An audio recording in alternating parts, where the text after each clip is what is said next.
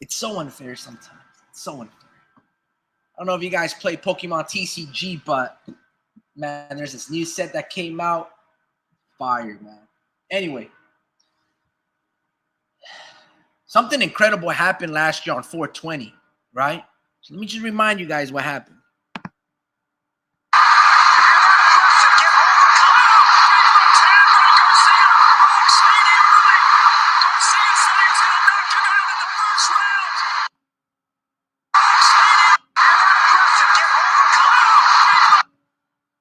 Crazy, man.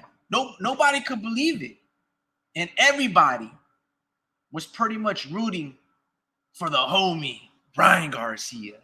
Let's peep that left hook again, bro, because this is a thing of beauty, man. Thing of beauty. Oh, my goodness. See, what Ryan could be. And that's what sucks so much, man. Anyway, so there's a lot of interesting news surrounding Ryan Garcia. He's very fortunate, right? Because either you're rich or you're attractive, and you can pretty much get away with anything in life. So if you have one of those two features going on for you, you're a lucky man, right? Because money will get you proper legal representation that you needed, and good looks can get you out of any tough situation that you are, as long as you smile and as long as you give them eye contact, man. People, they want to believe the lies.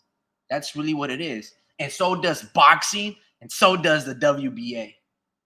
All right? Because Ryan Garcia, at least this is from what I'm hearing. If I just type in Ryan Garcia versus Rolly Romero, Talk Sports, Boxing, The Ring Magazine, Boxing News 24/7, they're all saying that Ryan Garcia is scheduled to fight Rolly Romero in the WBA welterweight regular champ, right? Not the interim status is going to be in line. So Rolly Romero, I don't even know when's the last time he fought. Maybe a year ago, possibly against Pitbull Cruz, where he got knocked out. And now Ryan Garcia serving a year suspension. Well, man, what's up with all these pop-ups? This must be the 24/7 app. And all of these things are occurring to Ryan Garcia. He's getting suspended. He's getting sued left and right, but all of these companies, and somehow he has an opportunity to become a champion. It must be nice. It must be nice, right? When I look at the WBA welterweight rankings, right, just to give you guys a recap, the champions, the WBC champion is Mario Barrios. The WBO champion is Brian Norman, right? Brian Norman had to beat a very tough fighter who knocked out Alexis Rocha, right? Jaron Boots Ennis, I think he won that title off vacancy, but if you saw his last fight, he fought Karen, and he had to beat Roman Villa, and Mario Barrios beat Yordenis Ugas. WBA champion is Iamantas Stanionis. So when you really look down the line, right, when you look at every single case of these fighters and where they find themselves in, how does Ryan Garcia and Rolly Romero get this opportunity? That's what's shocking to me. Like, I'm extremely confused. It doesn't make sense at all, right? The rankings, they're not even ranked in the welterweight division, let alone in the WBA, at least as of yet, because from my knowledge, maybe Ryan has fought there, when he fights those catch weights versus Duarte at 144 and Devin Haney 144, whatever the case may be. Maybe I guess that can somewhat constitute the welterweight division since it's above 140. However, when I look at the rankings for the WBA, after the champ Iamantas Stanionis, you have number 1, Shakram Giyasov. Number 2, Conor Benn. I don't even know how Conor Benn is rated up there. I mean, he hasn't fought like in 2 years. Then you have Lewis Crocker, right? Then you go number 4, Jin Sasaki, Patty McDonovan, Ricardo Rodriguez, Gabriel Maestre, Cletus Selden, Nick Flaus, and number 10, Karen Chudge-Kadizian, right? That's the top 10 at the WBA division. So then you ask yourself, where is Ryan and Rolly? You see, most of you guys already know this. I just got to refresh your guys' memory.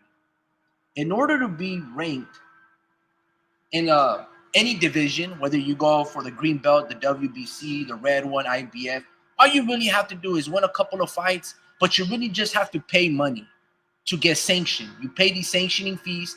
They send out a representative to your bouts, right? They sit ringside or there's someone in attendance, and basically you're just paying for representation. That's what you do. And a lot of the people, it depends, right? And what I mean by that is it depends what career choice or what division you want to represent. Most people like the WBC because it's one of the most historical belts, but a lot of people like going the WBA route because there's two ways to become a champion: by the interim, regular, or the super champion. Okay. Yo, what's going on with you, Vince? Is Riding fighting anytime soon? Yeah, he's gonna be fighting Rolly Romero. As the fight dates, let's see what the article states. He's gonna be fighting and headlining the Turkey Al Sheikh card in May at New York Times Square. That's when and who he's gonna be fighting. Rolly Romero on May at Times Square. And yeah, man, I'm just confused. I just don't know if I'm every single of those 10 fighters that I named: Chakram, Giyasov, Conor Benn, Lewis Crocker, Patty McDonovan. All of these people have been paying sanctioning fees to the WBA. But here's Ryan Garcia and here's Rolly Romero. And what do they get to do? Just cut in line. All that sanctioning money that those top 10 fighters have been paying, it doesn't matter. Ryan and Rolly cut in line, and boom, these guys get a shot of becoming a champion. I don't know. I don't know how. If I'm those 10 fighters, I'm suing the WBA. I'm sending them a letter of a cease and desist. Now maybe you guys would be like, well, it's just an interim belt. They're not fighting for the regular or they're fighting for the super. What I'm saying is you shouldn't even be putting up an interim belt, whether it's the WBC, WBO, IBF, WBA. Ryan versus Rolly Romero should not be sanctioned because I'm sure that Ryan has never paid a WBA sanctioning fee. At 135, when he was Devin Haney's mandatory, it was WBC fees. When he fought Devin Haney at 140 or the catchweight or whatever's, after Devin beat Regis Prograis, I believe the WBC title was on the line. So Ryan has never paid sanctioning fees. So all of those 10 fighters, I would put a cease and desist letter and sue the WBA if they sanction this bout. It's crazy to me. They're getting played.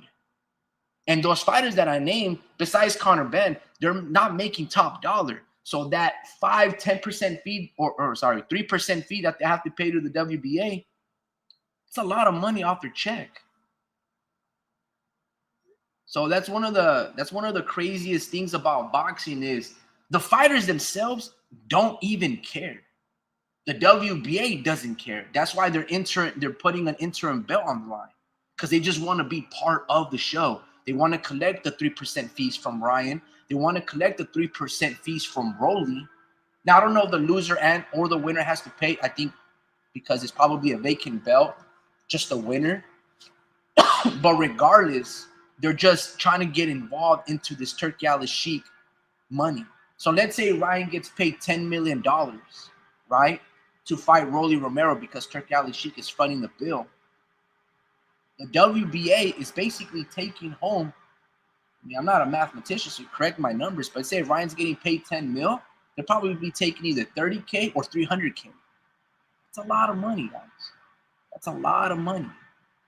So anyway, man, if I'm all of those guys that are ranked from the WBA, Conor Benn, Shakramov, and Giyasov, and maybe that's potentially why Conor Benn was shoving Ryan Garcia when they met face-to-face, because he was like, man, you're in my place, you're in my world, this is my venue, and, he shoved Ryan Garcia. Conor felt a certain type of way. Cheated or cheater, they're probably thinking to themselves, fuck that, bro. How do you cut in line and get a shot after all of this, when I had to basically pay all legal representation, Conor Ben, he had to pay all legal representation, sit out for 2 years just to clear his name. And here's Ryan, slap on the wrist. Hey, bro, WBA wants you to wear their crown for them. It's shocking to me. Shocking to me. But hey, like I said, if you got those two things going for you, you got a lot of money and you got good looks, you can pay off anybody that you need to pay off, or you can get away with it as long as you smile and you make eye contact. You gotta love this world that we're coming into, guys.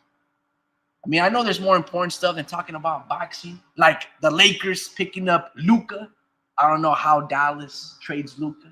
You know, if you're a Warriors fan, you know, we just traded for Jimmy Butler. So there's more things to talk about than the sport of boxing, but from the sports world and a political standpoint. But I thought, you know, I'm a big fan of Ryan as long as he's a clean athlete. But you can't deny that that left hook is amazing. And that night, right, let me go back to it real quick. It was shocking, man. I've never seen anything like it.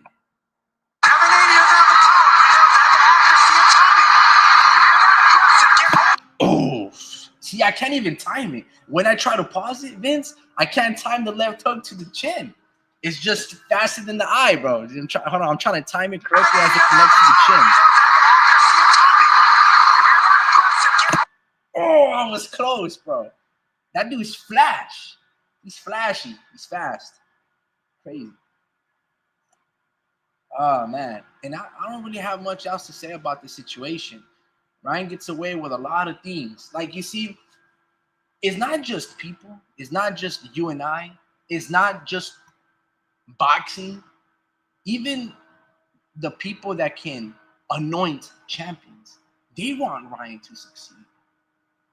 I mean, I've never seen a man get so lucky in life. I mean, there's a few people that I know that get extremely lucky in life. Ryan's very fortunate. And here's the thing. Boxing doesn't care. The boxing fans don't care. The sanctioning bodies don't care. Turki Al-Sheikh, he doesn't care. To be honest with you, the fighters that I named, Giyasov, Conor Ben, Lewis Crocker, Patty Donovan, Ricardo Sala Rodriguez, Gabriel Maestre, Karen Chichnian, Diamante Staniones, they don't care. They won't put a cease and desist letter for the WBA. They won't sue the WBA, right? For all those years that they've been moving up the rankings, fighting tough fighters to get ranked to get themselves into the mandatory position, they're not gonna stop Rolly or Ryan from being an interim bout on the line because they want to get a shot of the winner, because then they're gonna get paid themselves. The illusion. Give me a second. Hey, what's going on? What's going on? Text me.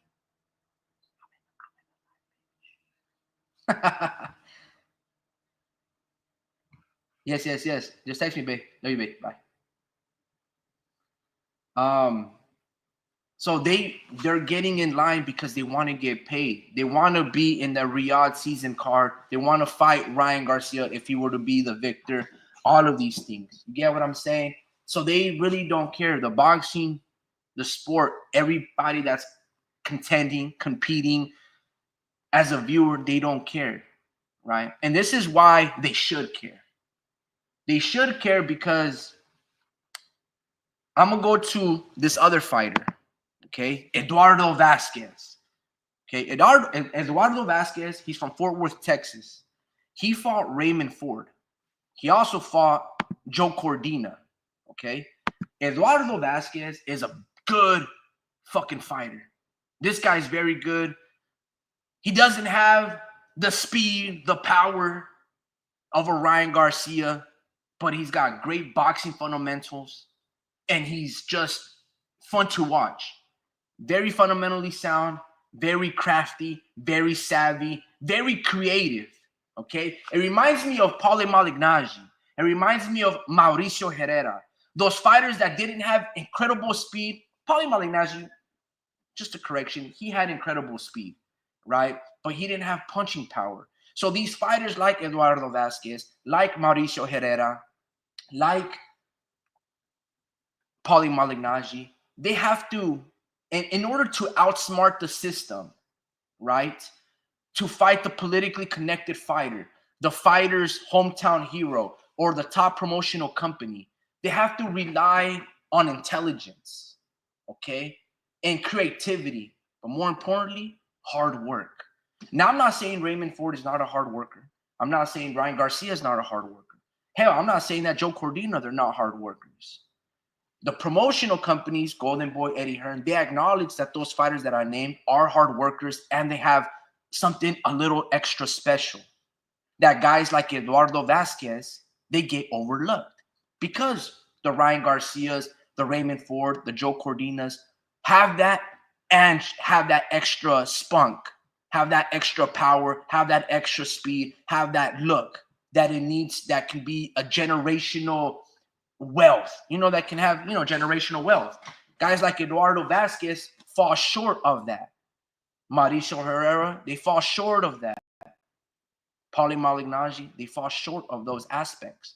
So those three fighters, they have to maneuver around the system, take tough fight after tough fight, and sometimes they get robbed, right? Because I remember a time that Mauricio Herrera went to Puerto Rico and he beat Danny Garcia. It was supposed to be this hometown fight for Danny Garcia, and Mauricio spoiled him. They made Danny Garcia the champion. Mauricio, like Ryan Garcia, should have won, probably should have been a champion that night, but probably should have been fighter of the year because he also beat Jose Benavidez, a top-ranked affiliated connected fighter. So there's the reason I preface all this, because Eduardo Vasquez finds himself in that position as well. In my opinion, he beat Raymond Ford, right? In my opinion, he also beat Joe Cordina. Had he beaten those fighters and gotten the decision, he would have been a champion, probably would have struck a deal, promotional company, and that hard work gets rewarded. When you reward Ryan Garcia, when he gets to cut in line of those 10 ranked fighters at the WBA, underneath Yamansa Stanionis, Giyasov, Conor Ben Lewis, Crocker, etc., it basically says that you're not going to be rewarding hard workers that deserve it, that fight tough fighter. That's diminishing the importance of being a champion by anointing and making this fight between Ryan and Rolly an interim champ. You can't do that. And it's not just that these fighters should all sue the WBA and all of these things. Even guys like Josh Taylor, Teofimo Lopez, that had to get it out the mud and out the gutters and really fight fighters that are undefeated. They should be like, bro, fuck that. How are you guys putting these two losers in front of all of those fighters that I named? You can't do that stuff, because then you're diminishing the importance and how truly hard it is in this world to become a champion. Josh Taylor had to fight Jose Ramirez to become undisputed, had to go to Las Vegas and drop him twice. That's my boy, Jose Ramirez. He also had to beat Regis Prograis on a brutal fight. The dude's eye was complete shut. He had to beat Ryan Martin. He had to beat all of these guys.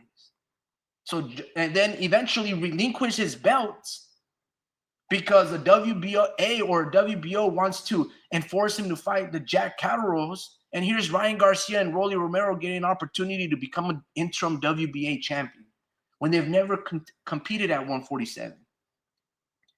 It is just crazy. But again, boxing fans, even the fighters themselves that are ranked and paying the fees, not one of them is talking about it because they don't care. The system don't care. And that's why, as amazing as the fights that we just had on Saturday, between Fierro versus Pitbull Cruz, between Mirko Cuello versus Christian, between Benavidez and David Morrell, you downplay the importance of fighters fighting contenders to get ranked if you're just going to make Ryan Garcia versus Rolly cut in front of the line, never fight tough opposition.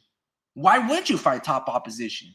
See, if Ryan beats Rolly Romero, it could be a tough fight because Rolly's going to have a little bit of confidence, how he, was mean. He was tough and mean and gritty when he sparred Ryan Garcia. That's where Rolly made his name, off that sparring session. So Rolly's going to have a little bit of confidence. But Ryan should win. Be that as it may, let's say Ryan wins. He's not going to try to unify or become undisputed at 147. Ryan's not going to fight Brian Norman. He might fight Mario Barrios, maybe fight Jaron Butenis, but really what Ryan's going to do, he's going to be a WBA title holder.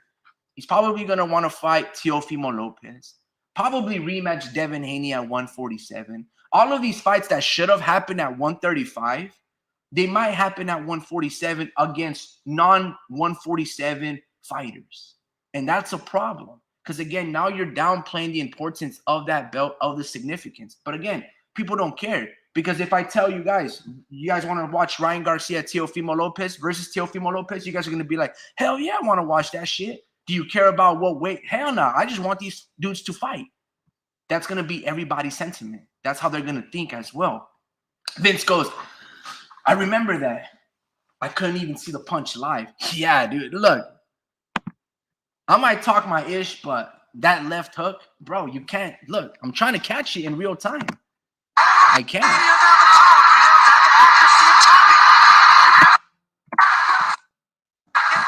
Oh, you can't catch it, bro. I'm trying to pause it at the direct time when glove meets chin. I can't, bro. It's just fast in the eye, my friend. And this is like at 1080p. Hold on. Yeah, 1080p HD. And 1080p premium enhanced bit rate. Yeah. We ain't gonna get all that fancy. Vince goes, they know the promoters will pay big money. Yeah, they know Turkey Al-Sheikh will pay big money. You know what I mean? You see a fool, you play a fool.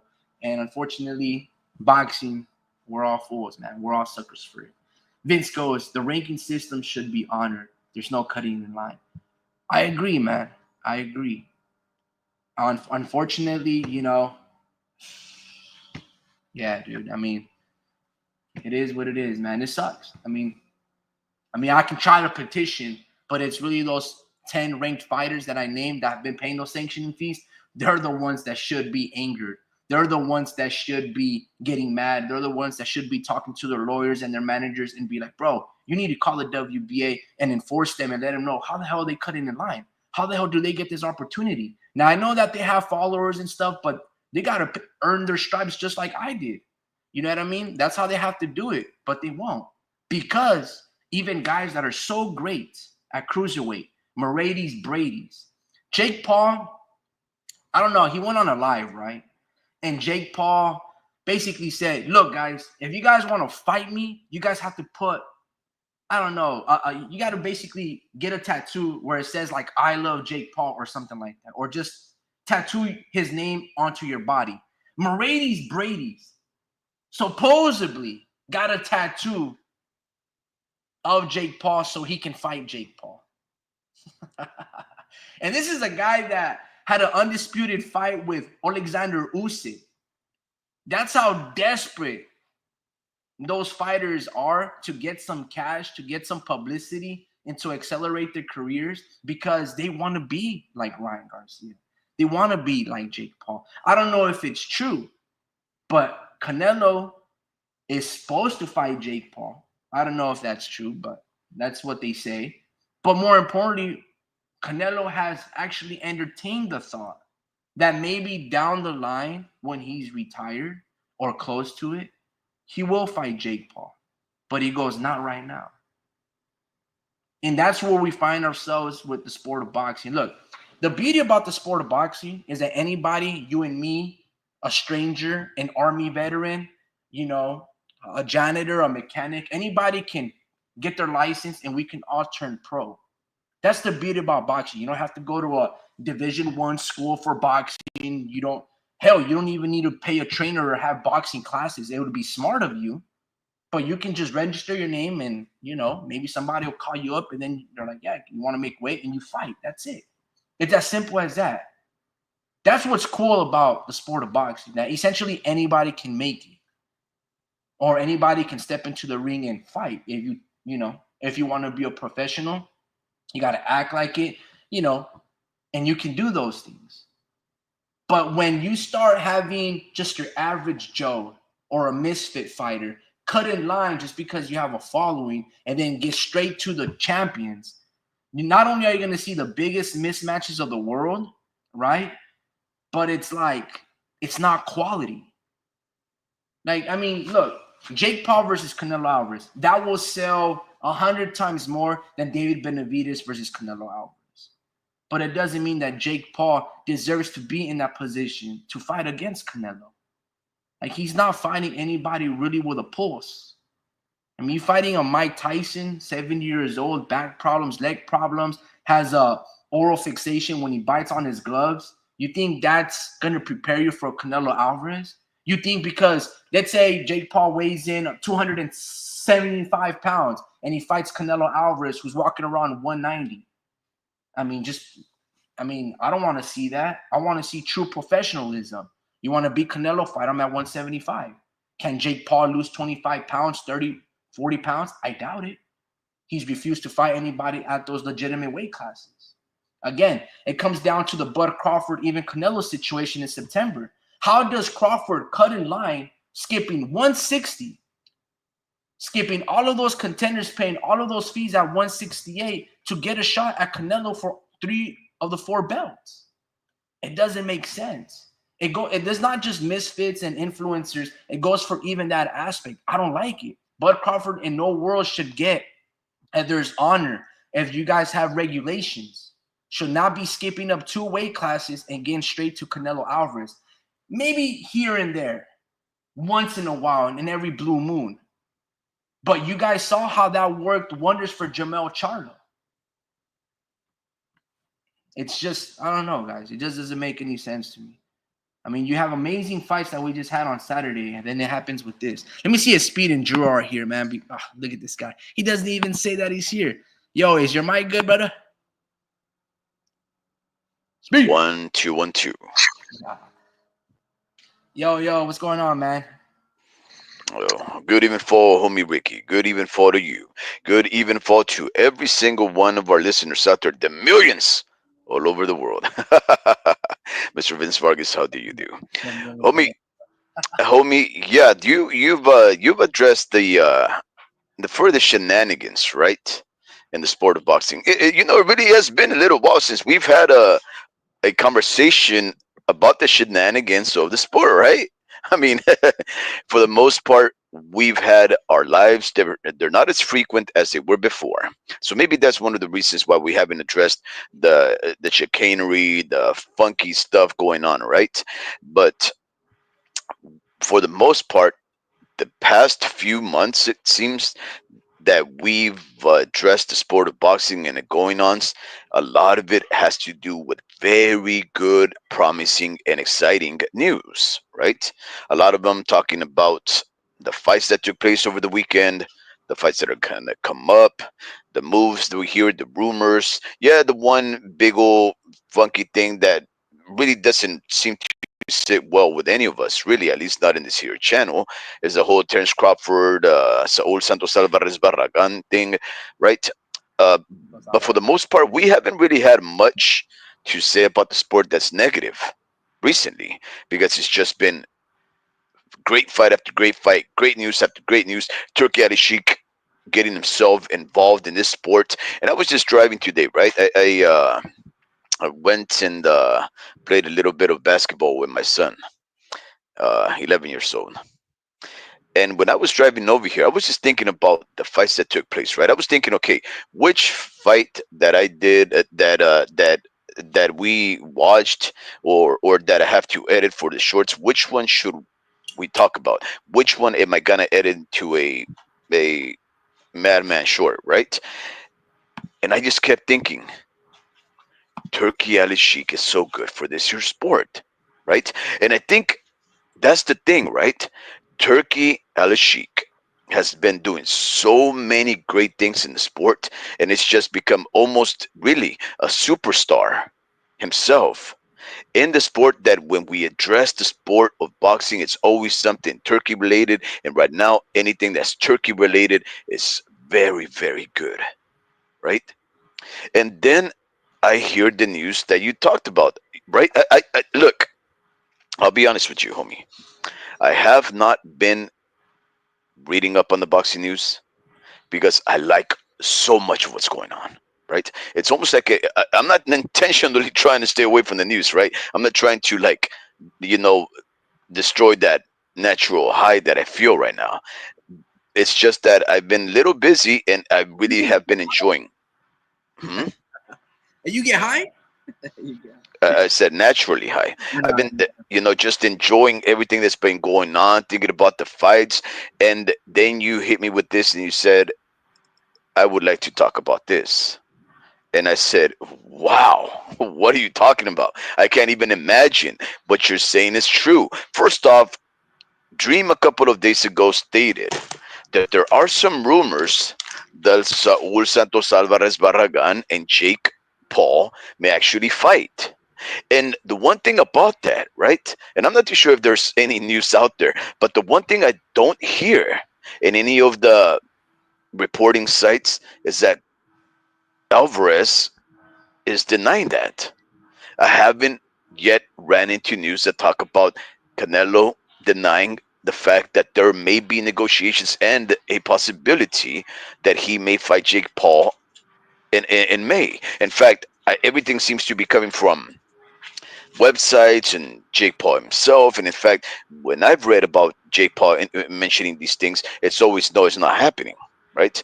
Everybody else seems to think otherwise. I saw in this channel called the Boxing Boys, they were actually addressing that for hours, right? And so I don't know what you think, but you hit me with what seems to be very, very bad news, which, in my opinion, it's much worse than Jake Paul fighting Canelo, right? Because that's a frivolous fight, right? We all want to see Jake Paul get destroyed. We want that, and there's no way that Jake Paul is going to beat Canelo. There's no way that Canelo is going to sign on the dotted line like all of these other fighters have and sell his booty like a lot of people think Mike Tyson did, and you know. Anderson Silva and all of these cats. I don't think he's going to sell his booty to Jake Paul, right? So I don't think we have much to worry about.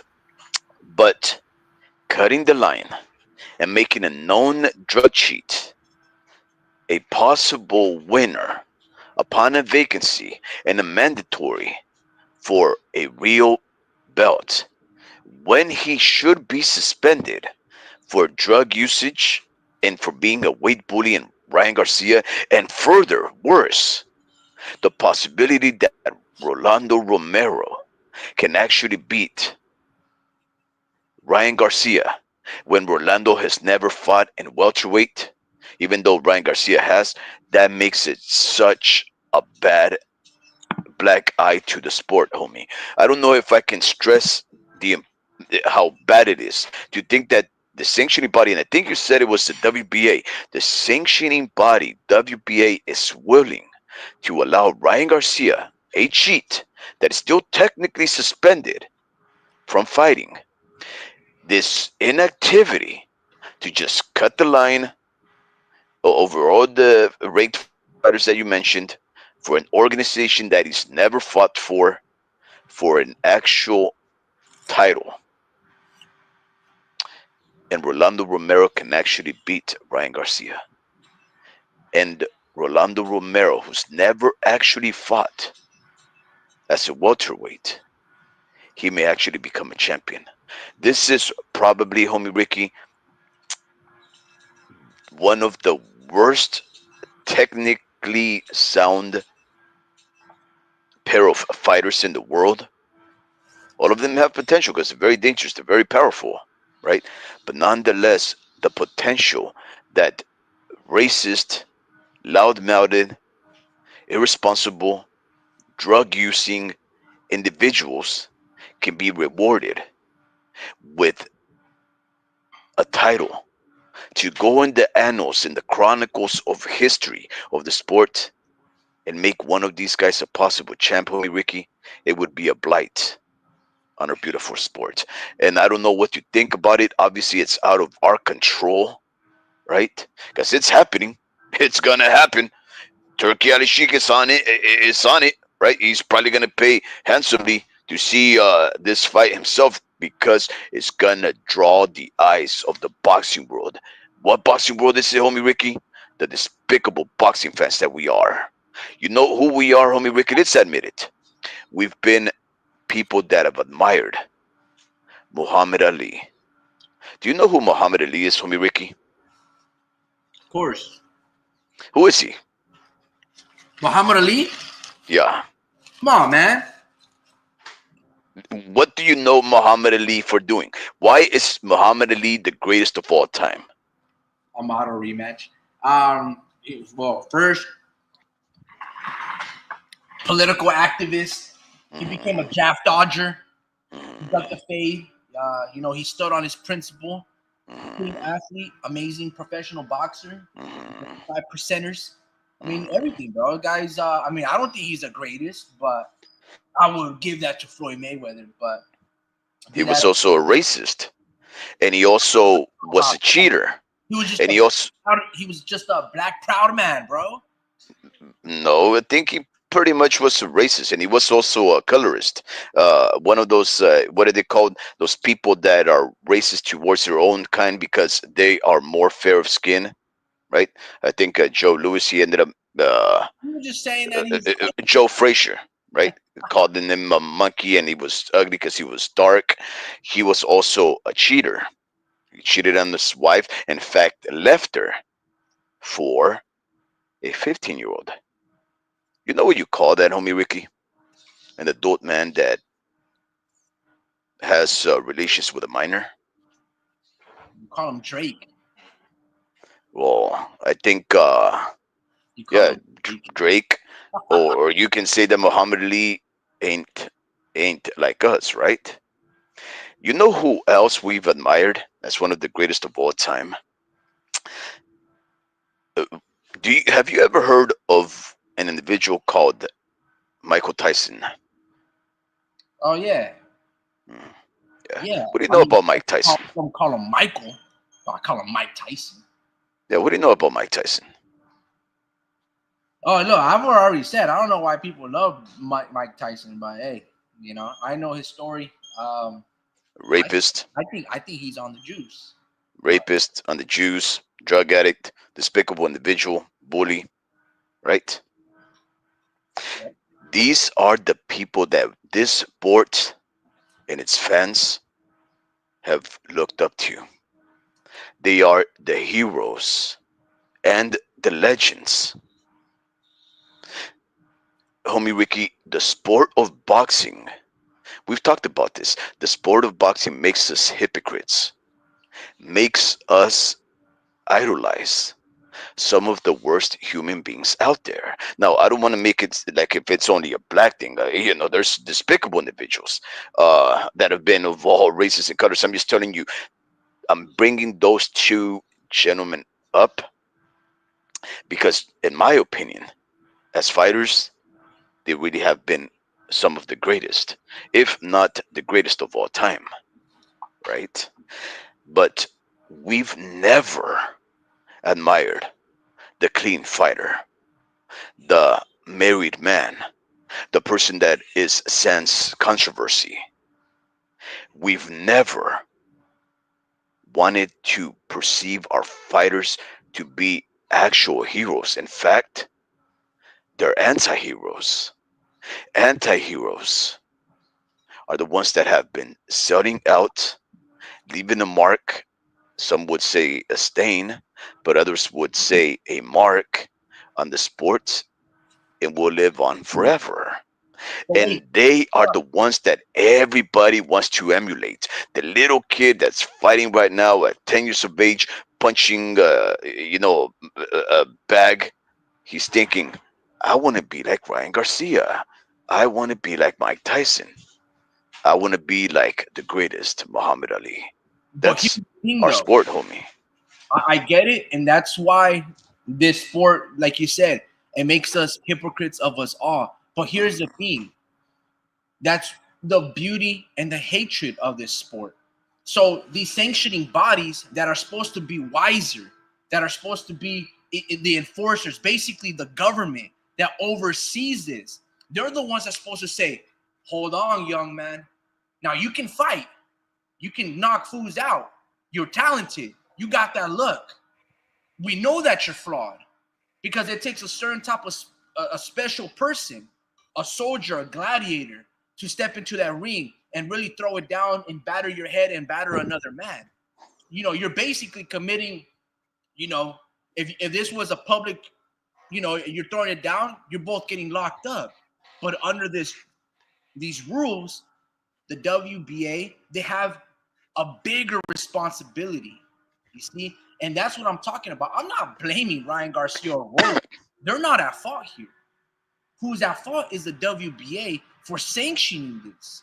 Who's at fault are the other 10 fighters and their managers that are paying fees and fighting each other's as mandatories to get into title contention for Ryan and Rolly to skip the line. I'm not blaming Ryan, nor am I blaming Muhammad Ali for being imperfect, or Mike Tyson or Oscar the Loy or Floyd Mayweather, Tank Davis. That's not their fault. I'm not blaming those fighters because I know that you have to be a certain type of person to really hurt another person, right? The saying goes, hurt people hurts people. So I don't look at to these fighters like, oh, I want to be like him. No, I just want to have that left hook. How do I get that left hook to be like Ryan's, fast, sharp, on the point, and just muscle, right? I'm not trying to be like him and tattoo myself and make sure I look like him. You know what I mean? I'm not saying none of those stuff. So I'm not putting these fighters on the pedestal. These sanctioning bodies, they have to do better. And if they're not willing to do better, if they want to be gangsters in suits, then it's the other fighters and the sanctioning bodies, Giyasov, Lewis Crocker, Conor Ben, and be like, hold on, bro.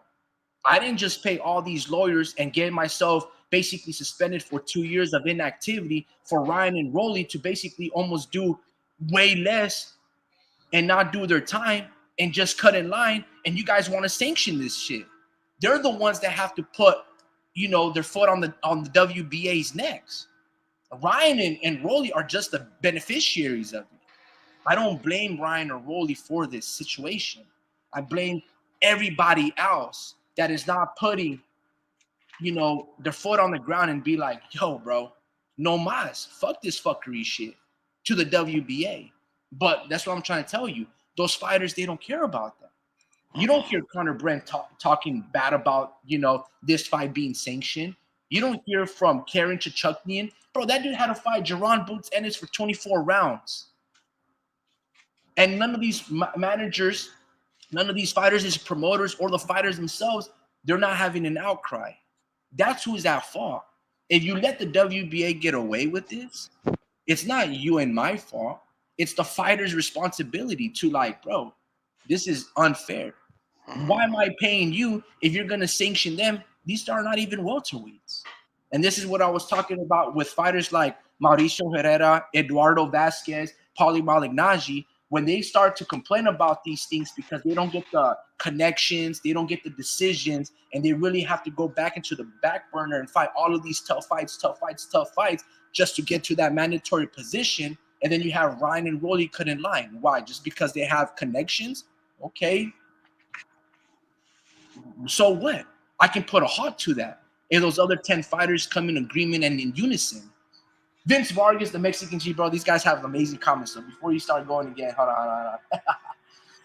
The Mexican G, as always, he goes, before that, I go, Vince goes, February 19th, G Squad Nation will be hosting an event at the Chicken Ranch Casino and will also be viewed on ProBox on a Wednesday. Okay, ProBox Boston. The Mexican G goes, I recently caught a battery charge on a Jehovah's Witness. I'm not a very friendly person at 4 a.m. Whoa! Look! I don't believe that. I don't believe that because Jehovah's Witness don't come knocking at 4 in the morning, bro. Stupid. Vince goes, I'll take the Sean Garcia fight instead versus Amado in the rematch. The Mexican G goes, man, Sean Garcia has always been in his better side. He's less talented. Vince goes, Ali was the best known as a boxer that could float like a butterfly and sting like a bee. The Mexican G goes, Ali said that Joe Frazier was what? No mames, way. Calling Frazier a monkey definitely sting. Yeah, man, that was crazy. Look, man, he got away with saying a lot of crazy shit. But yeah, very offensive, very witty, and again, he put on that nice smile. And again, if you got a lot of money, you can get away with a lot of things. And if you got looks, same thing. You can smile your way and make eye contact and get away from a crime. This is what happens in life.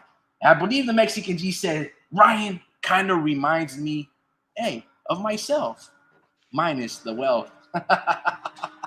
Mhm. Yeah, Yeah, I'm you pretty know. sure, bro. You probably have a lot of similarities to him, to be honest with you.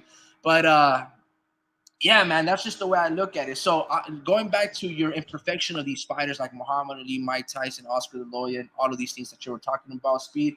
I hear what you're saying, but these sanctioning bodies, the WBA, the WADA and WADA and USADA, these clean boxing program, they're the ones that tell these fighters, yo, it's not okay.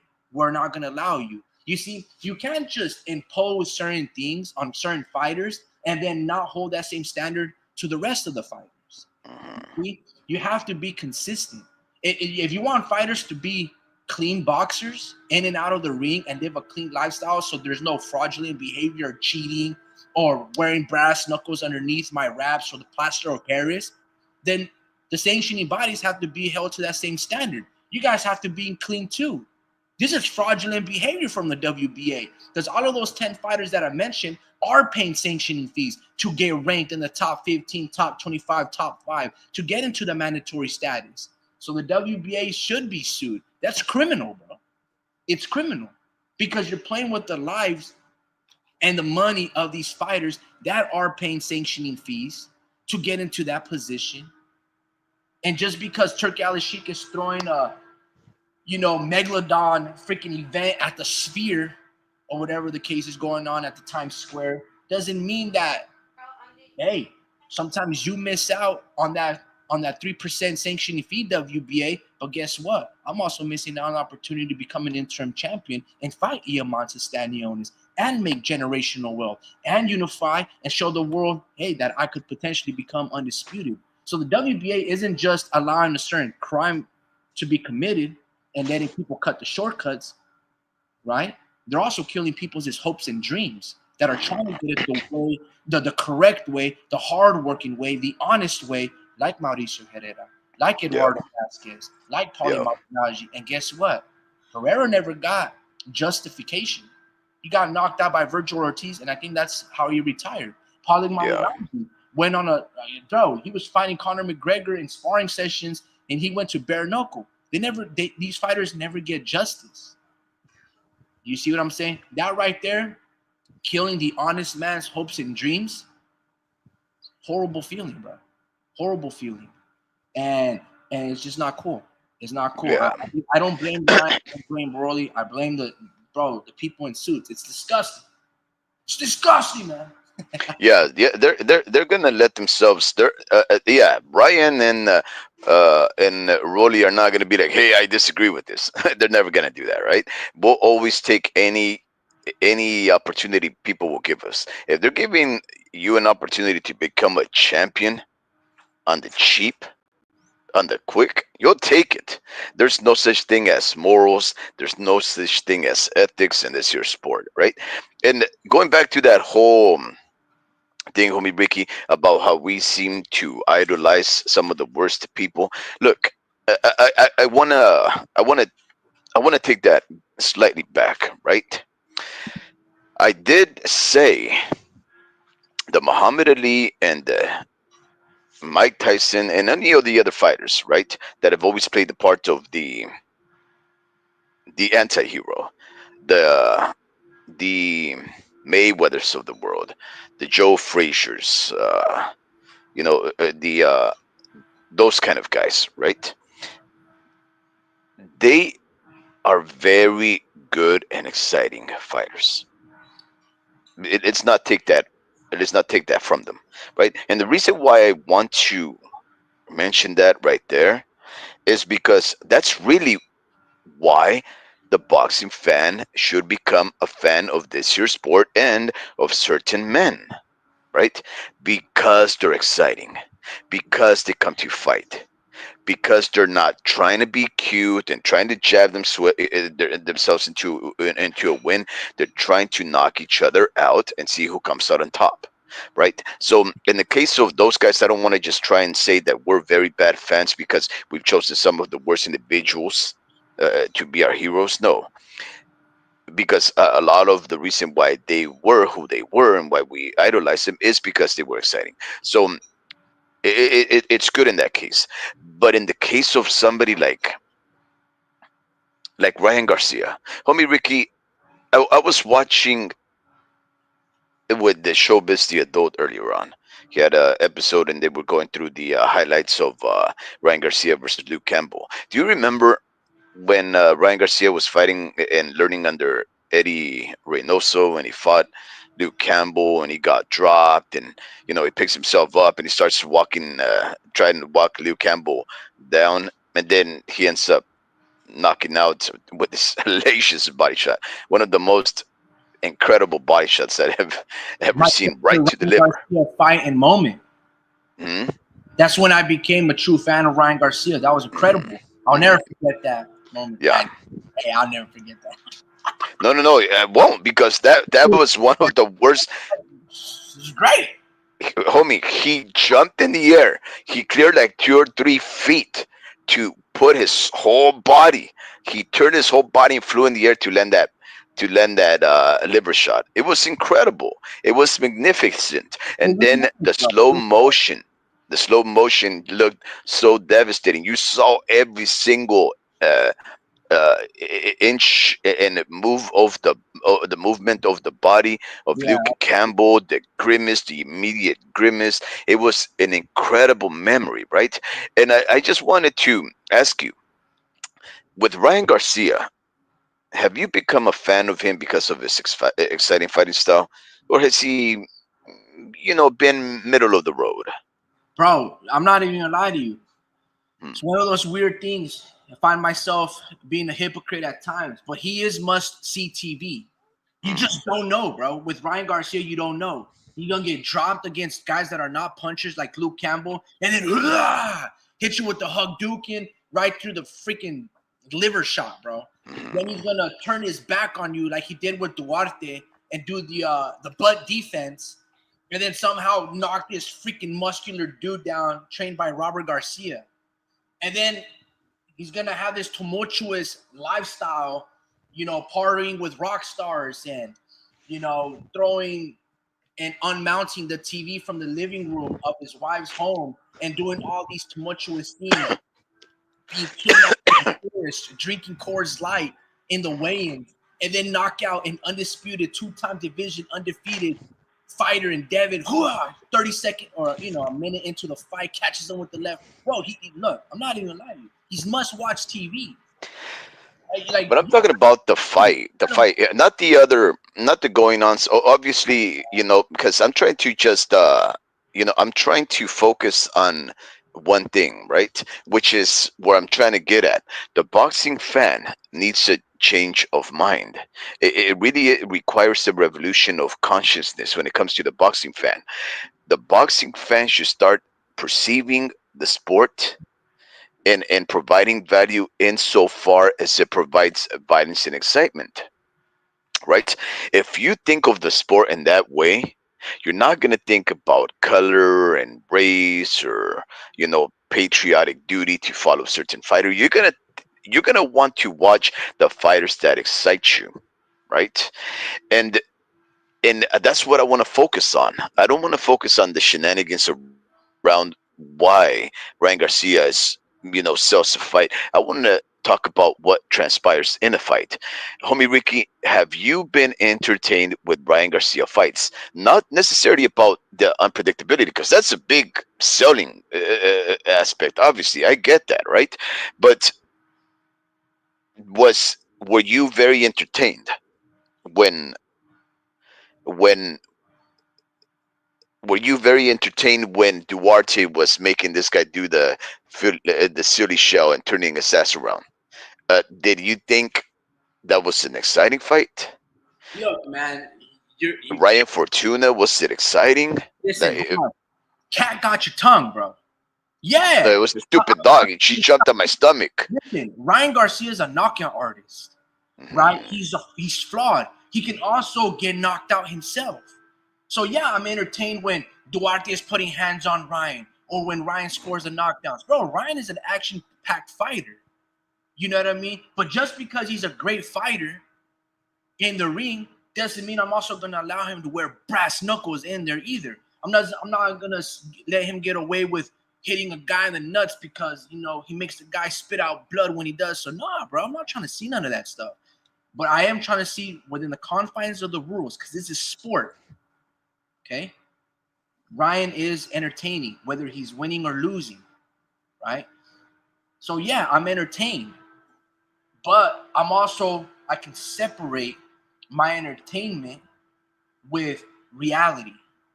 Mhm. And I can be like, no, bro, there's consequences to those type of actions if you try to circumvent and bypass fairness and equality and treatment. You get what I'm saying? So look, we can be fans of Ryan Garcia in and out of the ring. Hell, you can be fans of Ryan Garcia and his lifestyle. Good looking, gets girls, gets a lot of money, gets to party. What would you do as a 20-year-old with all that access to resources, being amongst pioneers and traveling the world on camelback and surfing, or not surfing, but snowboarding on the sand dunes? Yeah, I'm Mhm. pretty sure it would, bro. You're like a kid at a candy store. You're just gonna be like overzealous and munching on every single candy bar that you can until you start throwing it up. That's what happens in life, and that's okay, right? You get to enjoy the fruits of your labor. So I don't know where you're getting with that aspect, but yeah, I thoroughly am a fan of Ryan when he's getting beat up and he's kicking ass. That's boxing. Okay. Okay. Well, yeah. Well, there you go. Then I don't. Then we're doing right by Wait, so Ryan. you're not entertained like when that's happening to Ryan? Why do you ask that question? Well, because I think somebody like Manny Pacquiao and Pitbull Cruz and all of those guys are just much more exciting, right? They're guys that give it the raw. They, whatever you want to say about them, I think maybe their flaws make it so that they're more exciting. In the case of Ryan Garcia, he's obviously a very flawed fighter himself, also. But there's been spells that I've seen in Ryan Garcia fights that it doesn't seem like he really wants to fight, and it doesn't make for the most exciting fight. I think, like I think it was more apparent with uh, with Oscar Duarte and even Devin Haney, right? How how do you almost lose a fight if you've knocked down the guy 3 times? How is this guy still outboxing you when he's already obviously showing signs of being chinny and being rocked, right? Go there. It's almost like if Ryan Garcia is a fighter that is only willing to do the most minimal effort to win, right? And that most minimal effort is good enough because he's naturally gifted and talented and powerful and speedy. All it takes is one punch, right? He's an epitome of what you call a puncher's chance. And I understand that that is the potential of his sale. I understand that that's potential of his marketability. But is he really trying to be the best in the world? See, one of the things, right? Hold That on, hold that on. You're hold on, wait. wait. Just because, look, listen, you can be a fan of Ryan while being a fan of Pitbull Cruz and Manny Pacquiao. Are those guys tougher and greater, and do they do things by the book, whatever? That's neither here nor there. We're not gonna be comparing like, oh, this guy's more action packed than him. No, all of these guys can coexist in this realm of boxing. So Well, don't they go, do. yeah, don't go They down do coexist. like, oh, there's no room for Floyd Mayweather. He's so defensive. Like, no, dude. Everybody can eat at the dinner table when it comes down to the sport of boxing. If you just within the rules, that's it. Yeah, I'm not saying that there isn't. I'm just saying that he's unreliable as an exciting fighter. That's what I'm trying to say. And here's the thing, though. Uh, the biggest thing that we can have a gripe about Ryan Garcia getting a shot at a belt, because at the end of the day, even that's another one of those unpredictable things that can just bring more of an allure or an attraction to Ryan, which is the fact that he can actually become a champion, right? So what's your point? Like, why do you feel so bad about Ryan Garcia becoming a champion if that's just only going to add to his aura, to his mystique, to his greatness, to that unpredictability and the attraction that it has made you a fan? Well, to answer that question, Who It, cares about those other fighters that have done nothing for you it because you don't even know half of them?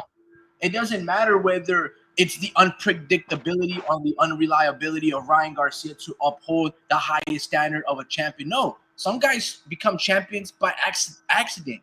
Guy throwing a right hand over the top with their eyes closed. I've seen many fighters throw no look hooks while staring at the other fighter's feet. Those things happen. Sometimes, a fighter's visa gets canceled and the last minute replacement gets to upset that fighter. Like it happened with Rayo Valenzuela. It wasn't supposed to happen, but it did. And, congratulations. I'm not saying whether he's deserving. I mean, sorry, I am saying all that stuff in terms of the deserving part. He's undeserving of it because if he does the things properly, I'm okay with it. I mean, look, this isn't a situation where the WBA, the president, is Ryan Garcia's father, and he's allowing his son to take the easiest path of less resistance so his son become the champion and represent his father's company. It's not that. If it is, I can give that a pass. That's the only condition in which I will give a person a pass. That's your dad. You know what I mean? He's supposed to give you, not supposed to, but typically you inherit certain things. He's trying to make you a champion to his company and try to build some credibility. You know what I mean? Like, oh, he can lead my company because he's also fought and become a champion. Even though it's a path of least resistance, I get it. But in the scope of these other fighters and the scope of what Ryan has, the significance, I don't care if he beats Rolly, he's a champion, and then in his next fight he loses because he's unreliable and unprofessional. It's all of that. I don't care so much of that. That's must see TV. I care about whether he earned it the right way. I'm not. If he gets to cut in line, it's because the WBA allowed it. It's because the other managers, the other top fighters in that division are allowing it. If I'm Boots Ennis, I'm like, I want to fight for the interim WBA. I want to unify and get a fight with Iomantis Stanionis. Actually, that's already happening. My bad. So they're already unifying the main belts, right? But if I'm Brian Norman, I'm like, hey, I got the WBO by beating Giovanni Santillan. I also want to get a crack at the interim belt. Why does Ryan and Rolly? Unless you're going to have them fight and then I can fight the winner of, then that's cool. But I'm telling you, everybody in the welterweight division, hell, if I'm even Keith Thurman, I'm like, bro, I had to be fucking that Argentinian Diego Chavez for that belt. Then I had to unify with Sean Porter. Then I had to beat Danny Garcia and then defend it against Sean Porter or whatever the operations were. And then I had to fight Pacquiao and he dropped me and beat me. You see what I'm saying? So I mind what the WBA is doing. I don't care so much about Ryan. I just care only about Ryan because he's inheriting something that he hasn't, in other words, paid his dues for. Going back to the Devin Haney situation, right? I don't care if this guy's defense is no defense and he turns his back. It's ugly shoulder roll, but he's doing whatever he sees fit, and the unpredictability is why I like to watch him. But in terms of the rules, I want him to play fairly. I don't want him to cheat and cut in line. You get what I'm saying? Because I personally don't cheat, nor do I cut in line. So if I'm going to hold myself to that standard, I would also like in the rules of the standard of the game. If, for example, if boxing said, yo, we're not going to do drug testing, we're not going to penalize people that are on the juice. Okay, I'm not tripping because now I have to make a cognizant decision whether I'm going to take the juice or not, or let somebody else get the upper hand knowing that he potentially might be on it and affect his health. Therefore, if I decide to sign that contract, it's going to affect me because he's probably going to be heavier handed. He's going to be faster, probably going to kick my ass because he's on the juice. So if he already has skill, now he's enhanced. But if they tell me all of those things, then I get to make the decision and be like, okay, now I can take the juice if I know he's going to be on it, right? But I'm not going to be like, oh, he's allowed to be on the juice and now I'm not, or give, you know what I mean? No. If we're going to agree on a contract that we're going to fight fair. You see what I'm saying? So that's what that's all I'm talking about. It's very simple. Don't make it complicated. It's just all about fairness, and it just means something to become a champion. That's why a lot of people, just a little segue, a lot of people get mad at the Kansas City Chiefs because they always say that the referees are on their side. Mhm. Why are people tripping? Right? Well, because they have this notion that the referees are bailing or giving an opportunity to the Chiefs when it should have been fourth down and punting it. It's called a flag, and then eventually turn that second opportunity and they start marching down the field. It ends with a field goal or a potential touchdown. So they notice these things. And Ryan, for a lot of the time, again, I don't blame Ryan Garcia for knocking out Devin Haney. That was Devin Haney's fault. He gave him a 3.4 size advantage, allowed him to drink beer. We talked about this off script before we came on live. When you cut weight and you lose 20 to 30 pounds, you're not craving beer. You can never crave beer. If you're dehydrated, if you lost every single thing, if you're malnourished, if your cheekbones are sunk in, if your cheeks are sunk in, your throat is parched, your lips are bleeding because you're extremely dehydrated, you've been sweating your ass the night of just to make weight in the morning, you're not aching for a beer. You don't want a Corona. You want water. You want a Pedialyte. You want a Gatorade. You want to eat a little bit and you want to rest. Devin Haney gave Ryan Garcia that 4 pound advantage and allowed him to drink that Corona on the scale. So I know Ryan could have lost those 4 pounds, but Devin gave him So, the pass. so the thing is this, homie Ricky, right? Devin gave him the pass. I don't blame Ryan for being the interim champ if he beats Rolly. I blame everybody else in that circle that's allowing him to get that shot. Yeah, so of course I'm just playing devil's advocate. I don't like cheaters either. I don't like people that cut the line, right? But I was just trying to throw that in there because one of the things that that is not really too bad if you look at it, right? Again, further on playing the devil's advocate role, right? Ryan Garcia can become a type of champ, not the actual champion, The right? people time. Not even the people's champion, because the people really don't care much for the baby belts. This is in essence a baby belt, whatever you say. But they You know, do. super champ or whatever. People maybe like like that are creative and that do have a natural fan base like Ryan Garcia actually does, and Gervonta Tank Davis can take a baby belt and flaunt it and manipulate the fans into thinking they're really champions and they're defending a belt, right? So we have the potential of Ryan Garcia even establishing himself more as a credible pugilist in the sport off on account of a baby belt, off of account of him cutting the line, off of account of coming off of a a suspension from a year for being a drug cheat and a weight bully, right? That's so bad. If you put, man, even just me saying it like that, it sounds so bad to think that right off of the suspension, this guy could come over here and become a champion, right? But being a devil's advocate for the time being, one thing that people did say about Ryan Garcia beating Devin Haney is they said, Devin, it wasn't those 3 pounds 7 ounces that beat you. Is the fact that you couldn't correct your mistakes, right? You had no answer for the left hook. You couldn't defend the left hook.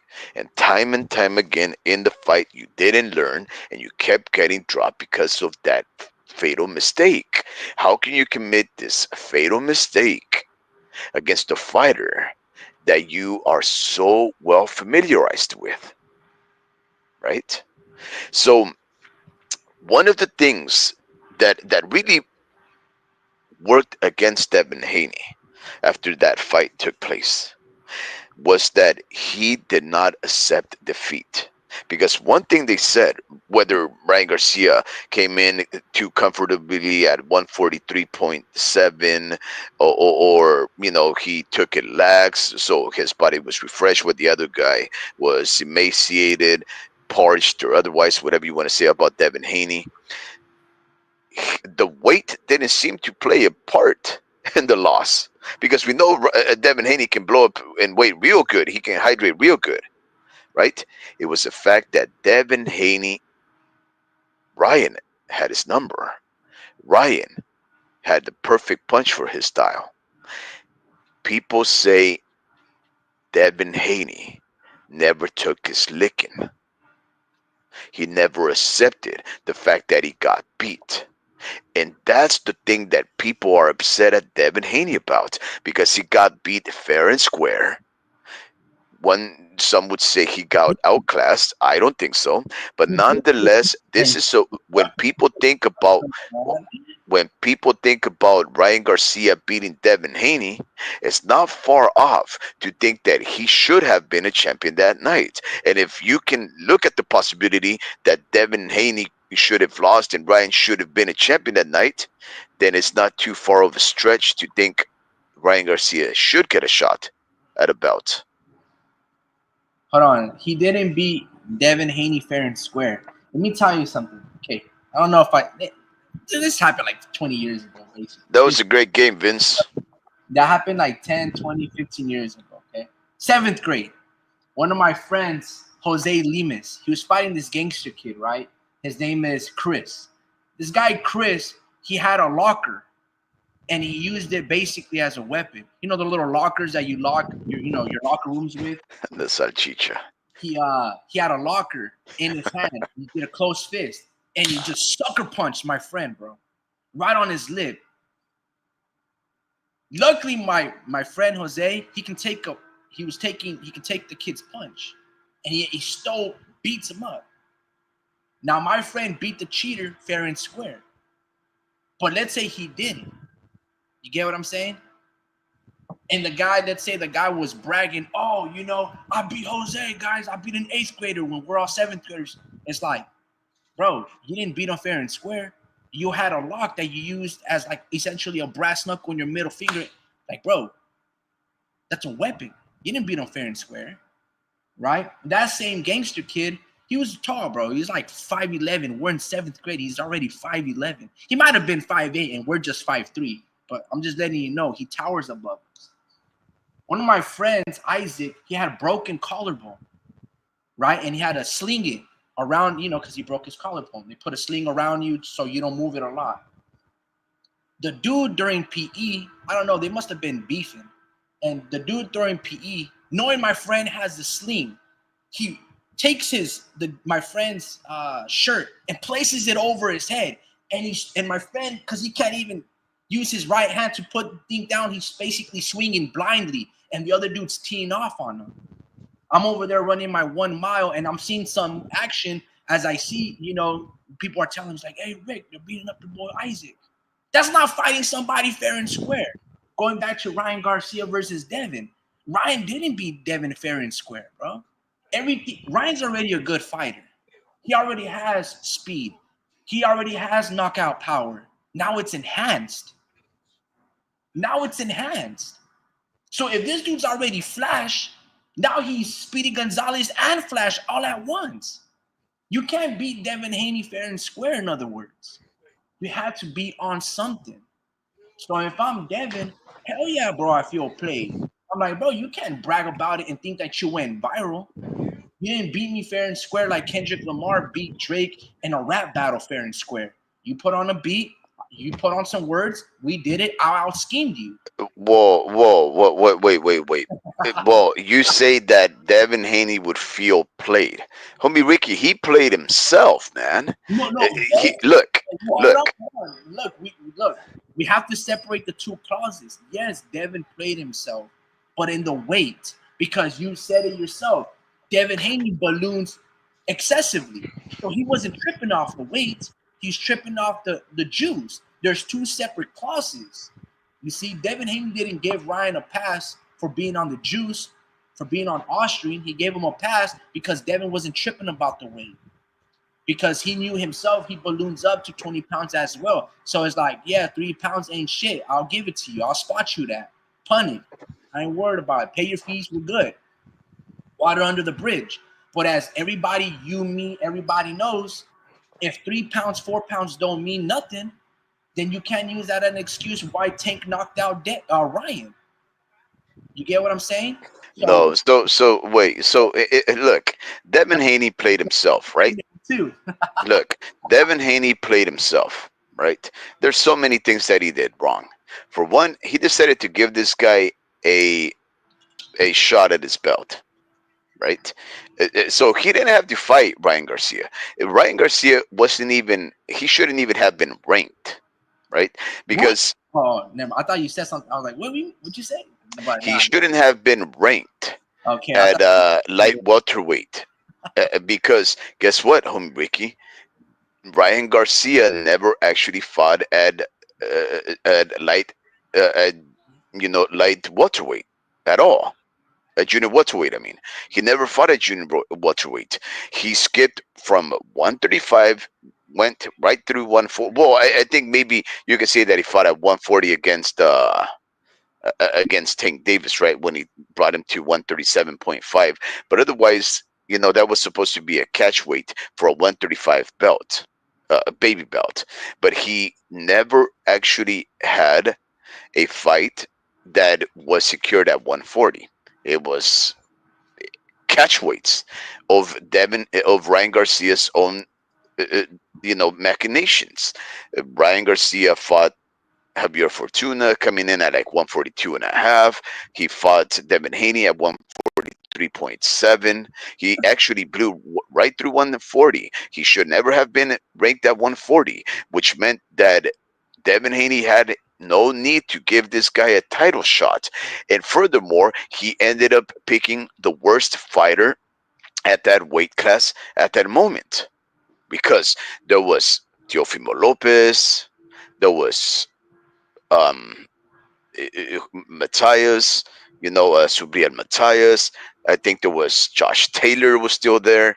Uh, Catterall, Barbosa, Jose Ramirez. We had all kinds of established actual champions that keep their nose clean and always fight the best. We had those kind of fighters. And who did he pick? He picked the guy that was the worst of those fighters. That was basically coming off, a defeat from not even that long ago. He chose him because he was the worst fighter possible, a fighter that he's already been experienced with, because of his familiarity and the styles he's fought in with that fight a total of 7 times, and because he saw that Ryan Garcia could make him the most money. In other words, Devin Haney there's no one else to blame besides himself. In fact, if Devin Haney didn't think that he could beat Ryan Garcia because of the weight, he would never have accepted only, what, I think it was, what, 150,000, maybe 1.5 million dollars for for a 3 pound differential. He would never have accepted that. But in his eyes, he was happily accepting that. Why? Because he was fighting the worst fighter possible for the most money. In other words, this is not a high risk, low reward fight. It is an easy, low risk, high reward fight for him. He suckered himself. Now, the fact that he lost in the way that he lost to Ryan Garcia at the time that he lost, it really says that Devin Haney is not probably a pound for pound fighter, right? Because a pound for What? pound fighter, Bro, stop it. homie Ricky, a pound for pound fighter, the skills transcend that. He couldn't even transcend a guy who is literally, homie Ricky, I'm not lying to you, one of the worst technical fighters there are. Remember the fight right before the Devin Haney? Remember when Ryan Garcia was giving the ass to Oscar Duarte? Like, Oscar Duarte couldn't even throw punches because the ref kept saying, "You're hitting them in the back." And the dude's like, "Look, bro, his back, look at his back." But Like, look, Devin transcended 396 wins and one loss. Lomachenko. no, he didn't. He lost. Nah, really, He bro. lost, bro. He lost. Like 90.9% of people know he lost, bro. Okay, but did Lomachenko do enough? Yes, Convincingly, yes, of course. That's why 90.9% of people think he won. convincingly, without a shadow of a doubt. Homie Ricky, he won 90. Listen, he won 97% of all people. And you know who the 3% is? The No, three judges. The three everybody. judges. No, listen. Everybody said. Hold on. A lot of people come to the agreement that Loma versus Devin Haney was a close fight, but Loma deserved to win. Everyone will say that Devin, as the undisputed champion, therefore did enough to defend his belts. But Loma could have still been victorious. Let me tell you this. Did Lomachenko drop Devin Haney? No, did Devin Haney drop him? Wait, so did Lomachenko knock out Devin Haney? No, did Devin Okay, Haney drop knock out him? so that 90 percentile is wrong. Look, homie Ricky, you remember this fight this past weekend, right? Bingo. Uh, He might Angel not be Fierro, he was on the juice, but he was good enough to beat Lomachenko. Angel, Wasn't on it. homie Ricky, Angel Fierro, right? And Isaac Cruz just fought over the weekend. He sure did. Was that a close fight? Yes, I thought. Oh, you know where I'm going with this, don't you?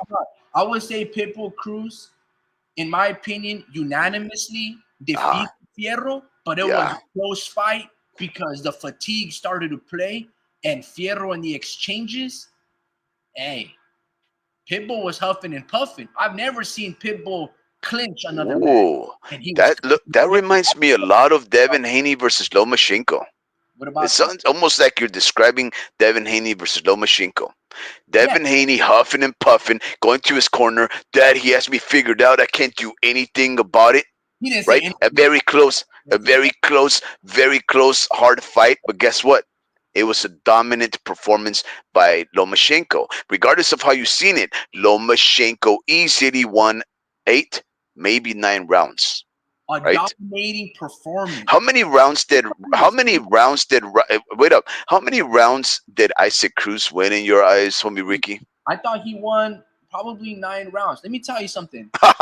Oh, okay. Yeah. All right. That was a competitive fight, right? No, because it can be every round can be competitive, but Pitbull is still being the victor of the rounds. So, for example, if Pitbull Cruz is throwing 100 punches and lands 75, Fierro's throwing 75 punches and lands 60, that's a close fight. But Pitbull's still outlanding him and still outbeating him. But every single round, Pitbull is just throwing more and more and more and more. Doesn't mean it's not competitive.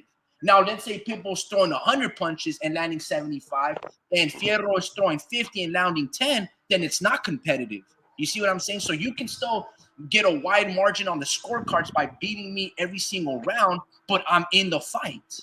Homie Ricky, that's what the majority of people think when they think about Devin Haney versus Okay, Lomachenko, bro. let me tell you this. Lomachenko gets a pass because he's white, bro. I'm gonna tell you. Bro, what are you talking about? No. I'm gonna tell you this. Look, Hey, wait.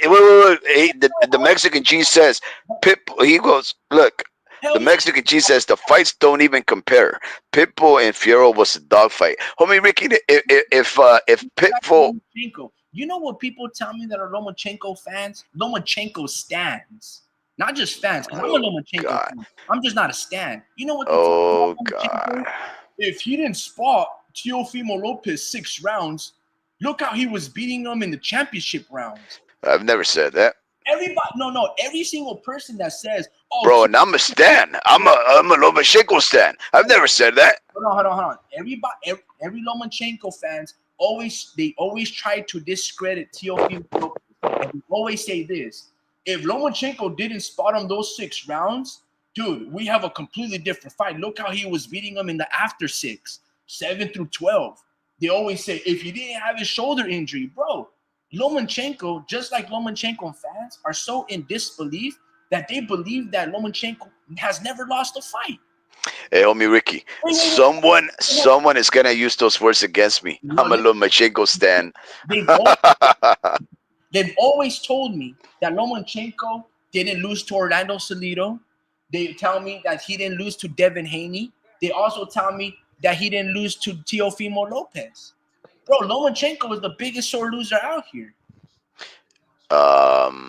Okay. So going again, right? Like, look, what I'm trying to get at, with Ryan Garcia.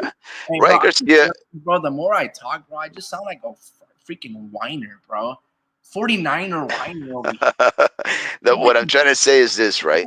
In the case of Ryan Garcia becoming a baby belt holder, knowing that a lot of people like him knowing that he has beaten the champion. He has beaten the champion, regardless of what you think, homie Ricky. Whether he cheated or not, he beat him, right? He beat an undisputed champion at that, right? Who? Um, Devin Haney, come on. Ryan Garcia beat Devin Haney, an undisputed champion. No, he didn't. It's He He didn't beat him when he was undisputed. I get that. I know where you're going with that. But he beat a former undisputed champion, just like Teofimo Lopez beat a former undisputed champion in Josh Taylor, right? But what I'm trying to get at is this: it's not the furthest thing. It's not the most craziest notion to think that a guy who beat a former undisputed champion should get a shot at a baby belt. At the end of the day, it is a baby belt. Can there be some manipulations about it? Sure. Right? Can Ryan Garcia ride that into the sunset and start setting every single one of his fights as championship defense, like a la the Gervonta Tank Davis or Abdul Rahid, whatever you want to call him? Absolutely. But guess what? That's fine. Listen, It, no, and I'm gonna tell you why it's not fine. Because then you start putting him on the pound for pound rankings. Because that's what they did to Tank Davis. Tank Davis is not a 135 champion. Maybe he is now. But how were you a 135 champion if Devin Haney was undisputed or George Kambosos was undisputed during that time? They also, Mario Barrios was a baby champion. And when he beat Tank and Tank beat him, he became, an interim, and they were calling him a 3-time division champ and therefore deserves some justification for the pound for pound list. How can Mario be a champion when Josh Taylor is undisputed?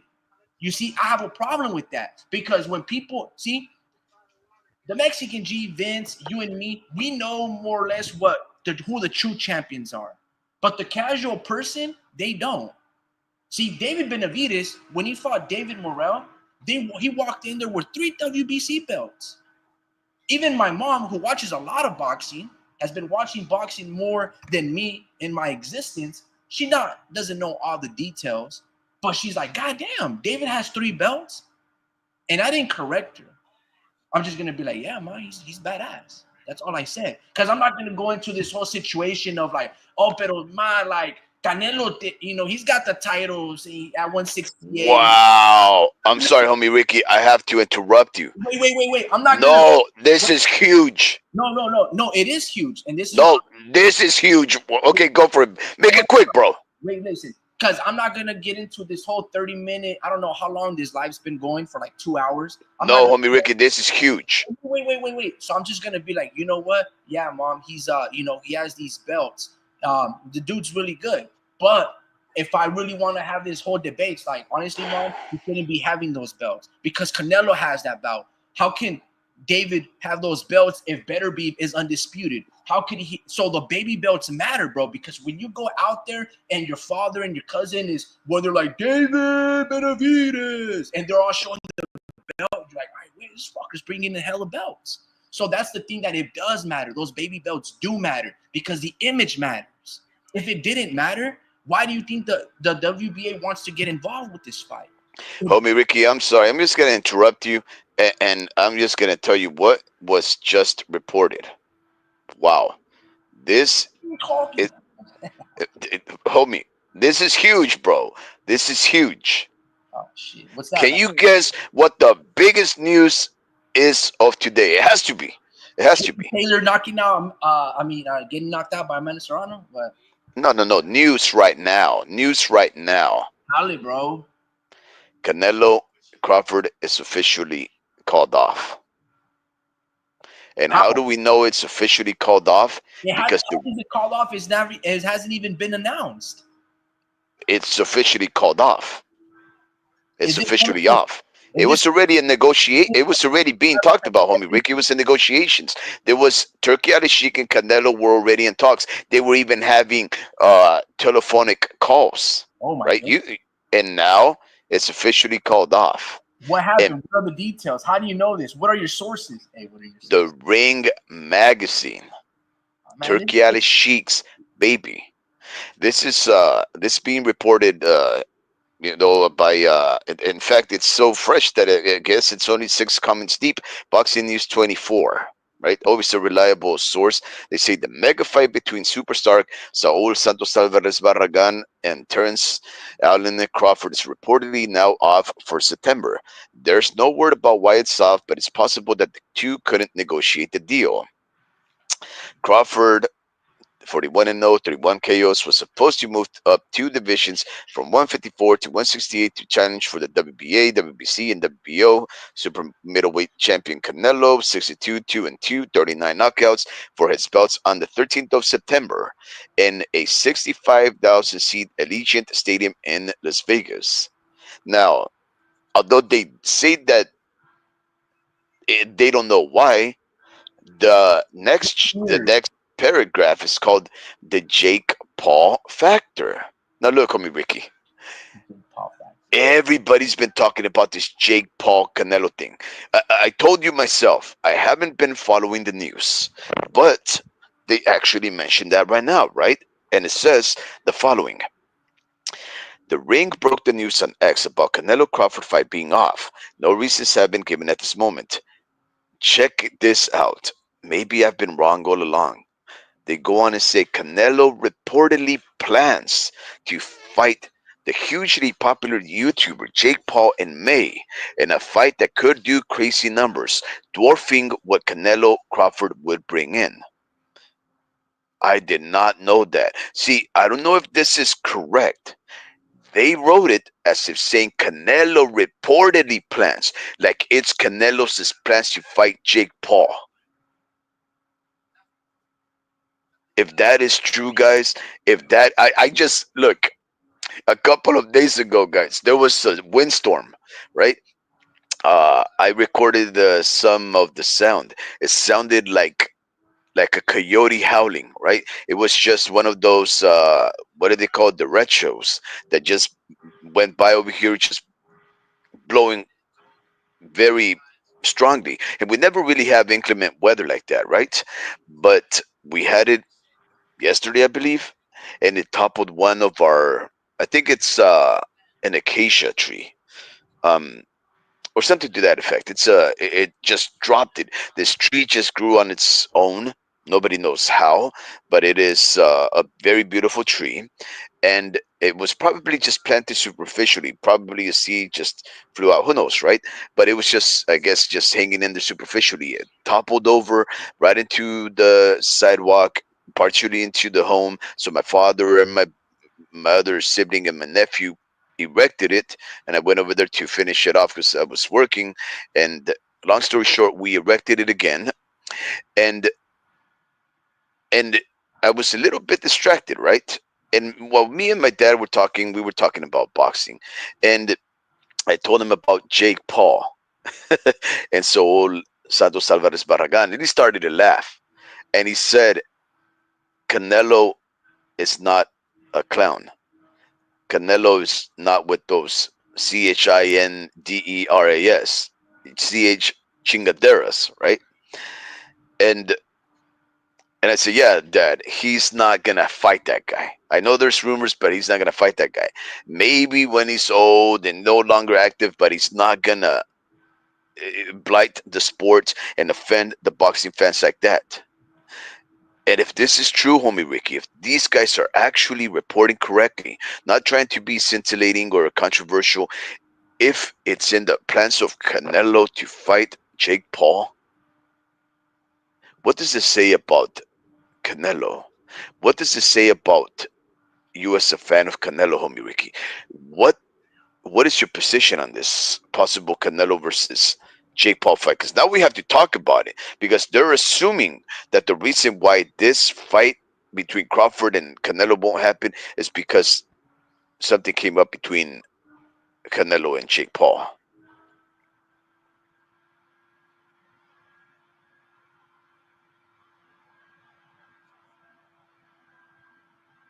Oh,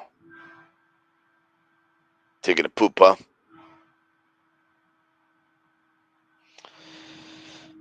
Okay, reading on, guys. Jake Paul uh, has 20.9 million subscribers on YouTube, 28.9 on Instagram. Many people think that to mark a Canelo Alvarez fight would be quite easy, and that that it would sell massively because Canelo and Jake Paul have massive and a very dedicated fan bases, right? In the case of Canelo Alvarez, they go on to say most of the pay-per-view buys from a Canelo Crawford fight would come from the Mexican, with Crawford just bringing in a trifle. We know that to be a fact, right? Crawford has never been a pay-per-view star. The only time he actually had some sales was against his 10-year nemesis and Errol Spence Jr. Gozan says, as such, trying to negotiate a fight between them would be a pure nightmare because Crawford sees himself on the level of Canelo and he's not. Canelo can make a lot more money fighting Jake Paul twice the much than fighting even Benavides or Artur Beterbiev. A fight between Canelo and those two popular fighters would bring in a lot more pay-per-view buys than one against Crawford. And Crawford's options, here they are. Crawford has better options than fighting Crawford. Apparently, they want him to fight a real 168 pounder. And names come up like David Benavides, David Morrell, and Diego Pacheco. Now, we know that David Benavides and Morrell put up a very feisty fight. I don't think these guys can come back down to 168, right? Diego Pacheco is not deserving of a Canelo fight. He's too green, right? So it's starting to seem as if Canelo, there's not that many fighters at 168 that could really bring in the big money or very big interest to him. And maybe, maybe someone read his cards and they said, you know what? From here on out, you're going to have to be very creative with your career because you've cleared out 168. And I don't think you can go back down to 160 to become another undisputed champion there.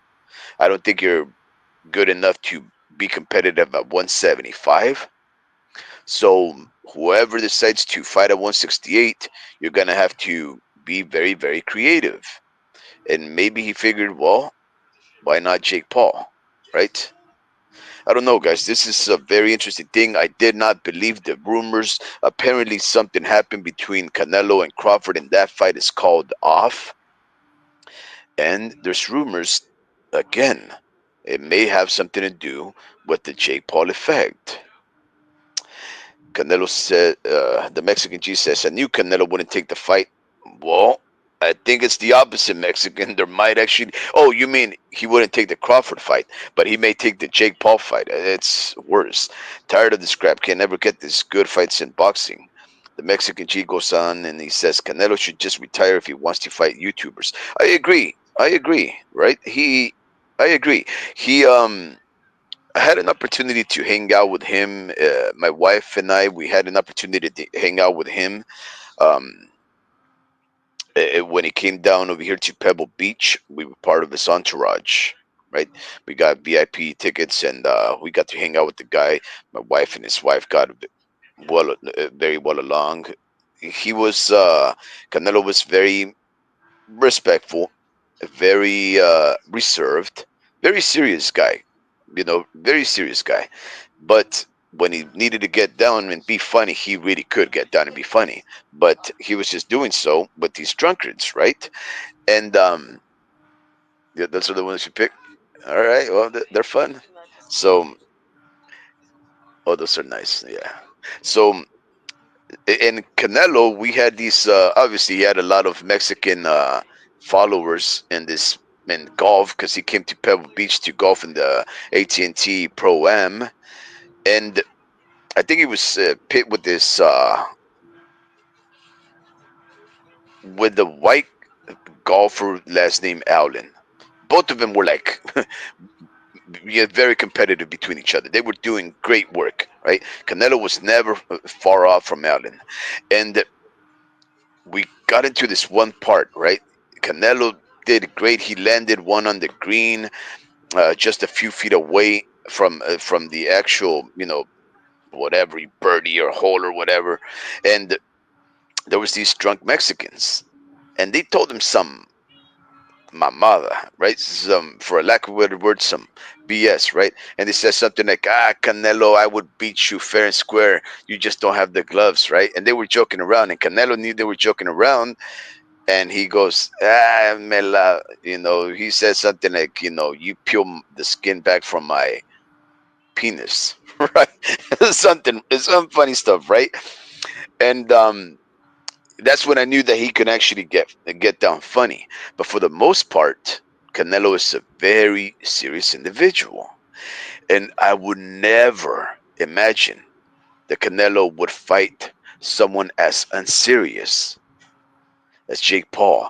But like I've tried to tell you guys, Jake Paul is very serious about his boxing. He really wants to make a mark. Maybe he's not ready for it, guys. Maybe he's not technically skilled. But you have to understand, right? This guy, he never had an amateur experience, right? He just started fighting one YouTuber for the most part, and then everybody else is a retired boxer or MMA fighter or whatever, right? He's just been fighting real people, and that actually have fighting backgrounds, right? I think he also fought like a basketball player or something like that. But for the most part, he's fought in real fighters, right? Which is different than a boxer, but still, he's doing something, guys. He's trying to do something. Can he beat Canelo? Well, guys, Jake Paul weighs 210 pounds the last time that he fought Mike Tyson.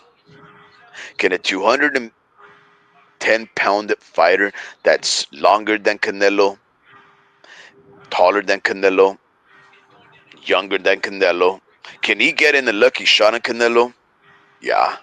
Can a 210-pound man knock out Canelo? Yeah. Can he outbox Canelo? No. He cannot do that. Can Canelo knock out a 210-pound fighter, guys? No. No. We know he can't. Why do we know he can't?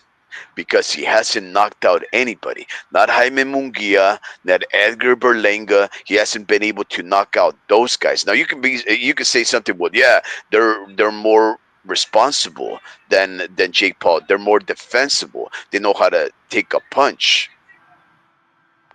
Is that true? I mean, Jake Paul has weighted more than these guys. Jake Paul has never actually been that low in weight before as a fighter. I mean, he's fighting at 168. What I'm trying to say, and don't misconstrue what I'm trying to say, guys. I'm not trying to say that Jake Paul will beat Canelo. I'm just saying, in the sport of a puncher's chance, Jake Paul, the much heavier, rangier, taller fighter than Canelo, has a puncher's chance. Let me see what these guys have to say. Oh, good even fault to you at Pachuco. I'm glad Canelo's not fighting Crawford. Yeah, saludos, compas, he says. I'm glad Canelo's fighting Crawford. I doubt Canelo will fight that YouTuber. I don't know. Well, who's he going to fight? Who's he going to fight now, Pachuco? I mean, eh, I don't know. This missive that I just read, it insinuates that Canelo plans to fight this guy. He doesn't say Jake Paul wants to fight the guy. It's Canelo proposes to fight this guy. I'm still trying to find Canelo's words where he says, "Yeah, I'm gonna fight this guy." I haven't found him, so that's why it's like incredible how these reporters can get away with lies or deceit or misreports. I'm unsure where all these rumors stem from, guys. But if there's anything out there that it may shed some light, please let me know. The homie Ricky says he hopes he fights William Skull. David Benavides then retires fight and Jake Paul versus Crawford at Pachuco goes on. Canelo really broke my heart when he fought under the PBC banner. Yeah, what did he do with the PBC? Right? Like, well, he fought Caleb Plant and who else did he fight? Yeah.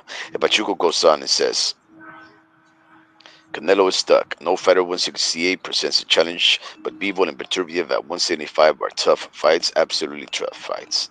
Absolutely. The homie Ricky says, I hear you, bro. I hate how he went there. Yeah? Yeah? He crossed the street. He has never even crossed the street to take on any top ranked fighter. So I guess I don't know. Maybe Top Rank doesn't have anything to offer him. Very true. Won't be easy for Canelo to fight the remaining fighters. That's why I do believe those rumors with him and Jake Paul. Oh, Jake is 5 years now into the sport. He is serious. It's no longer a joke. It's a career now. Yeah, I agree with you, Omi. Thank you for recognizing that. I've noticed that Jake Paul really is serious about his boxing, guys. He promotes it. He's put on some of the bigger female boxing of all. He's picked up some very good, talented prospects. And for whatever reason or another, guys, he's really training with some very good Puerto Rican trainers. His biggest source of income and influence is boxing now. Yup. We shouldn't even be entertaining this conversation. I know we shouldn't. The Mexican Jake Paul is a punk ass chump. Yeah, I think that is true. Are you kidding me, Speed? Canelo knocked out Andy Ruiz with the liver shot in sparring, bro. How do we know that? He fought planned for undisputed. Canelo, Charlo, and Jaime Munguia, I think. Ah, okay. Um, man, I'm trying to look for this fight. I'm trying to look for these news. Canelo. What is it?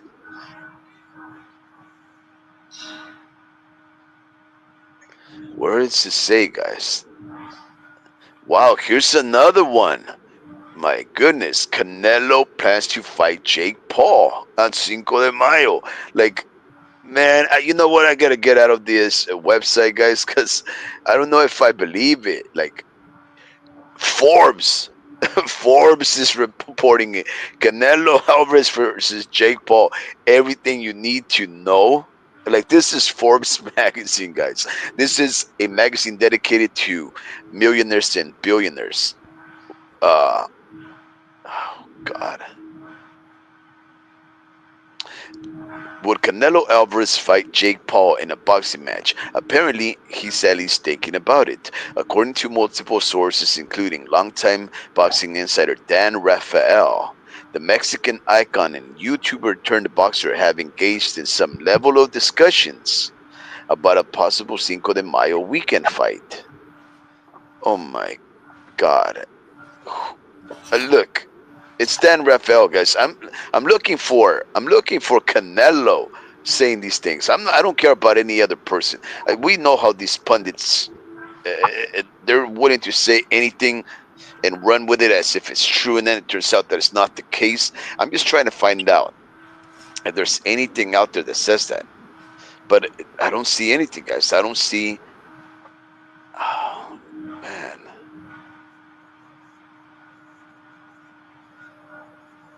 all these people are talking about it. Carl Frosch is talking about it. Paulie Malignaggi is talking about it. Eddie Hearn is talking about it. Oh my God. Homie, are you still there? Because I can hear you, bro. What do you mean you can hear me? Yeah, I just barely got back, bro. Homie, do you think this is true then? It's because at Costco, bro, Costco has some amazing deals, and I love these apples called Honey Crisps. Uh, And boy, oh boy, like, bro, like a doc. You know how the old saying goes, "An apple a day keeps the doctor away." mm, Dude, it's very true. Ever since like I eat a lot of apples, right, and I feel so good. And they have these hydration packs too, because I'm trying to stay away from coffee. mm, I drink a lot of coffee. Maybe I don't know. I don't think it's a lot, but I drink dark coffee and I put two sugars, no cream, no nothing. And I'm trying to abstain, slowly reduce my tolerance of caffeine. So I've been buying these hydrogenated, I don't know, IV B12. I don't know. They're like these little powders that you just put in water. And when I drink those and eat apples, holy bro, like it like cleanses my stomach and I feel like I can go run like 10 miles and I feel very good. But bro, when it comes down to the toilet, it's like if I tell you, hey dude, I need to go to the restroom, I literally need to pull off to the side of the road and go quick, bro. Just I don't know. But with apples, huh? yeah, Honeycrisp apples, bro, from Costco. It's amazing. Anyway, When I was when you were talking about Jake Paul, all of these sources, how Eddie Hearn, Paulie Malignaggi, Carl Froch, I believe it, man. Sports Illustrated, bro. Sports Illustrated. I believe it because kind of like what El Pachuco was saying, who is there left for Canelo? There's Bud Crawford, there's Benavides, there's the rematch with Bivol and Archer, but all of those fights are all tough, and none of them are going to be as rewarding as a Jake Paul fight. You get what I'm saying? So it's like, yes, we want more out of Canelo, but this guy has given us 60 fights, and it's just like we can't tell him anything, right? Because he'll relinquish the belts or he doesn't care now, right? Now what he cares is about probably influences for his brand, for VMC, for his Chivas team, for whatever business that he has, whether it's mezcal, tequila, his clothing brand, energy drinks. He wants to enhance that, kind of like Logan Paul and KSI with their prime energy drinks. Now Canelo, he's been a brand, his name, but now he has to outsource his companies that he's investing money, and the best way to do that is playing the game with Jake Paul.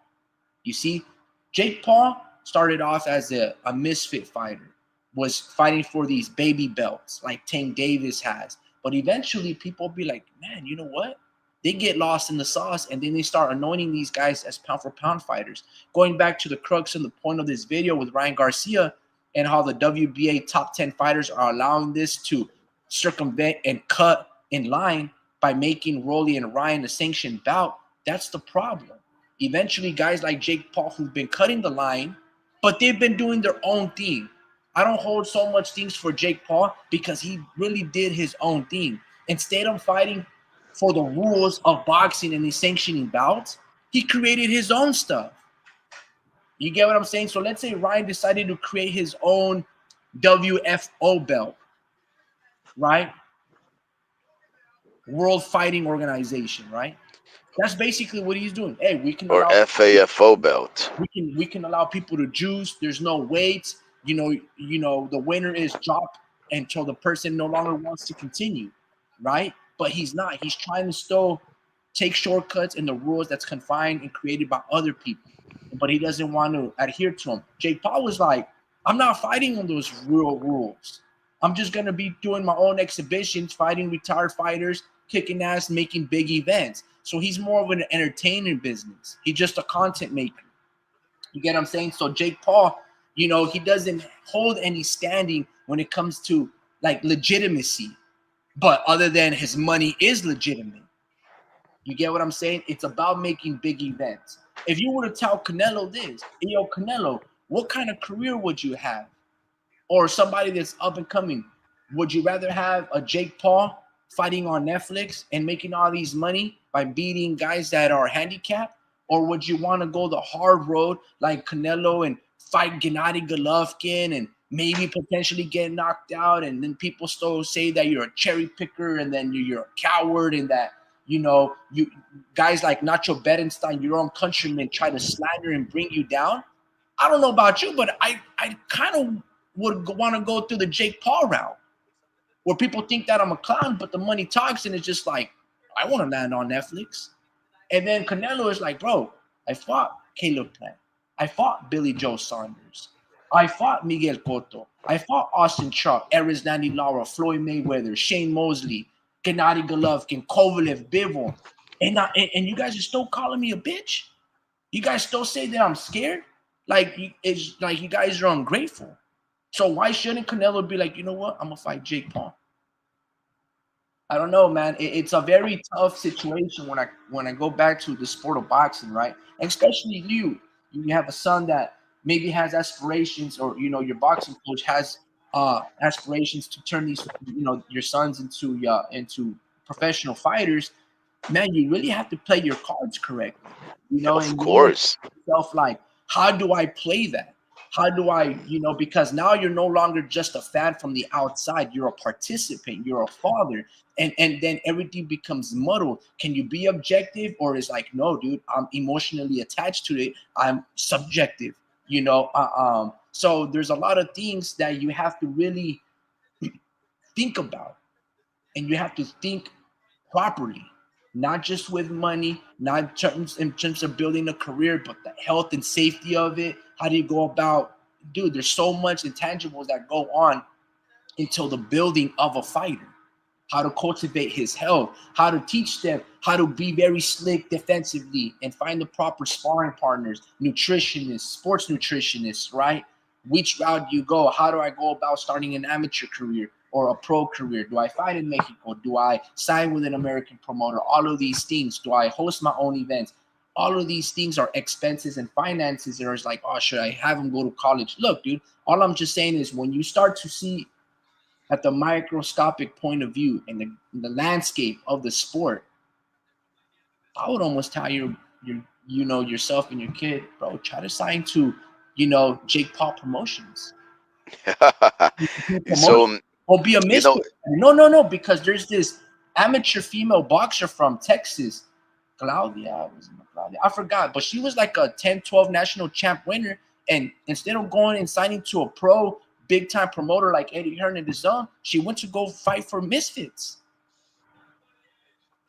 so homie Ricky, So there's some fighters I'm just saying, that that Canelo can fight. Most notably, of course, Christian and Billy. That could be a very good, exciting fight. Uh, Here's another very good, interesting offer, but Kate, all the stars would have to align. It would be Bruno Sarace. hold on, If Kayla Bruno, Gomez is her name that signed with Misfits, and she was like a Pan American Games and an outstanding amateur. She's from Texas. okay, Bruno Sarace, who's the guy who beat Jaime Munguia, if Bruno Sarace is able to beat Jaime Munguia, there you go. Canelo could redeem, the Mexican pride and go over there and beat the guy who beat another one of his compatriots. He could beat the Frenchman and Bruno Sarace, right? So we have that right there. And of course, if he wanted to, he could go and get that belt from William Skull and beat another Mexican American in Diego Pacheco. So he can get creative, homie Ricky. But I think instead of doing any of those things, right? Instead of trying to fight Jake Paul and even let's just say retiring, right? Why does he just retire for 2 years like Mayweather did, right? Like Mikey Garcia did, right? Just take 2 years. Let this division 160, 168, 175 clear the way out. Let some guys go in there and establish a name for themselves and then come back and beat those guys, right? He can do that.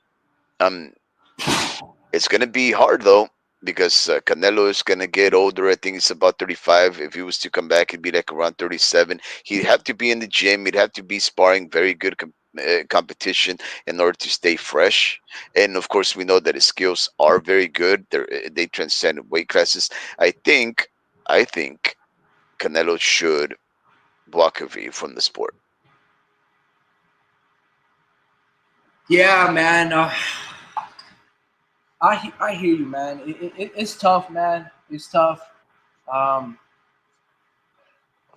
I can see all the perspectives, but yeah, I agree. If Canelo decides to fight Jake Paul again, putting the sanctioning bodies to the test, you have to strip Canelo.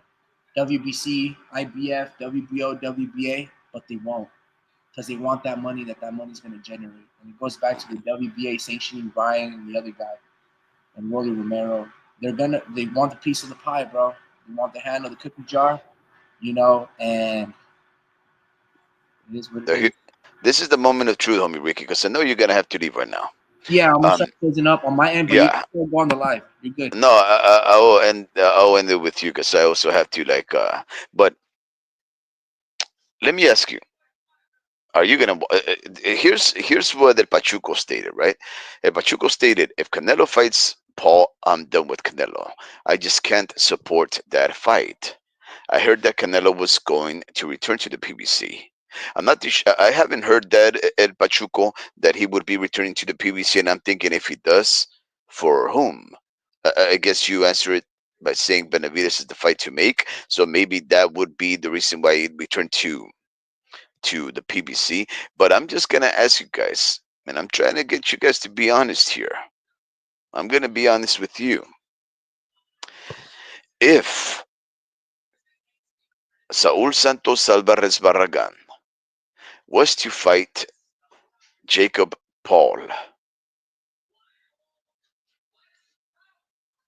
right? Let's start off with a more ridiculous question before I actually answer you. Have you answered this one? But who wins that fight? If you had $1 million, who wins that fight? If you had $1, who wins that fight?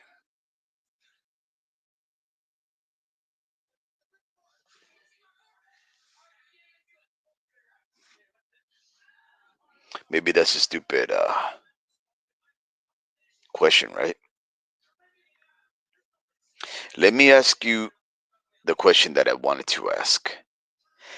If Saul Santos Alvarez Barragan was to fight Jake Joseph Paul, who actually he turned he just had his birthday on January 17th. I'm not too sure if you guys know this, but he shares the same birthday as Alexander Usyk. If Jake Joseph Paul was to fight Canelo Alvarez, would you guys watch it? I know El Pachuco says he's done with Canelo, but Canelo he get would he get your viewership for that day, El Pachuco, or no? Like if it happens here Cinco de Mayo, it's a big celebration for the Chicanos, the Mexican Americans, even Mexicans that live here in the United States of America, right? It'll be on the Cinco de Mayo weekend. The carne asadas, the jarritos, you got their ice cold Coronas and their cerveza sol. You got all of these people gathering about. They're waxing and shining their the lowrider vehicles in order to hit the boulevard. Go and show their flags just flying high, right? It's Cinco de Mayo, and you're gonna just cap off the night by watching Jake Paul versus one of the greatest Mexican fighters, if not the greatest fighter that has represented Mexico in the sports history. Are you guys gonna watch that fight or no? I love it. I love it, Pachuco. You wouldn't watch that fight. All right. All right. See, I respect that. I, I've, there's certain things that I won't do, right? Like, for example, I won't stream. I've been to a fight night where they streamed. I felt like crap. The uh, the experience wasn't good because it kept buffering. I remember them having to close out some windows in order to have the fight, and they would have to do it periodically. And one of the windows that they had to close showed some nudity. It was just an embarrassing thing, right? Um, but I refused to stream. If Pachuco says he would refuse to watch the fight, so you're standing by your morals. You're standing by what you find to be the line on the ground that you won't cross. I've done that before, right? I'm okay with that. I absolutely am okay with that. I think in my case at Pachuco, I would watch it, right? Just because I'm a type of person that, well, I have children, right? And I've come to uh, realize that I have to find a way to enjoy things that I like and introduce those things that I like to them, but at the same time, they already like these things. And Jake Paul is so very close to being a misfit fighter, right? So I'm already into misfits fighting. I can tolerate it. I can watch him just for the funsies of it. So this would be one of those funsies moments because may not necessarily care too much for Jake Paul, but I do care a lot about Canelo.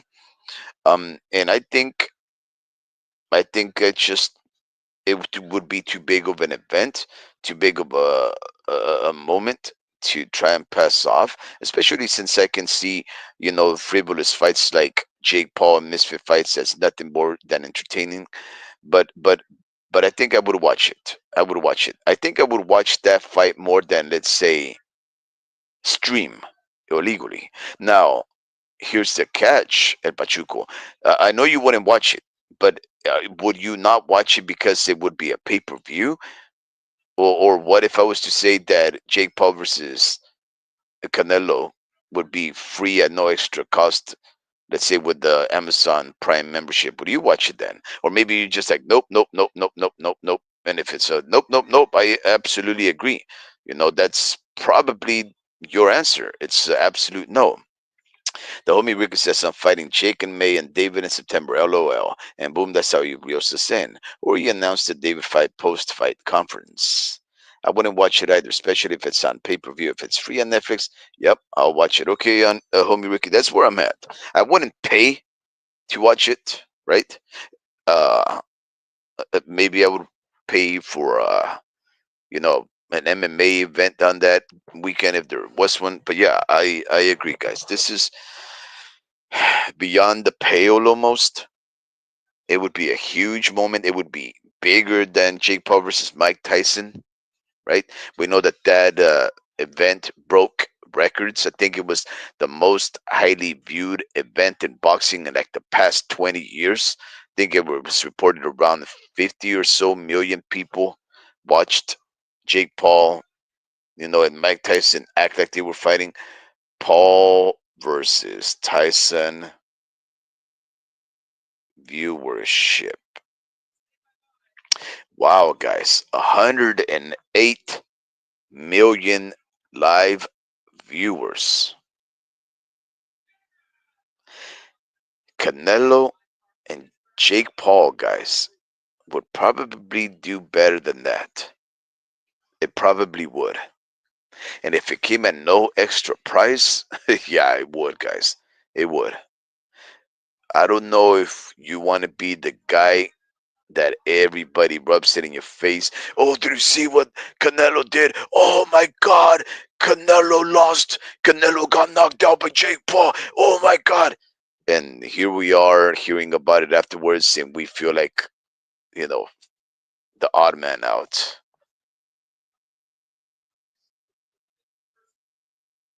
Yeah, no, it's true, Pachuco. It's not fair. It's definitely not fair. I just hope that if that happens, the belts are not on the line.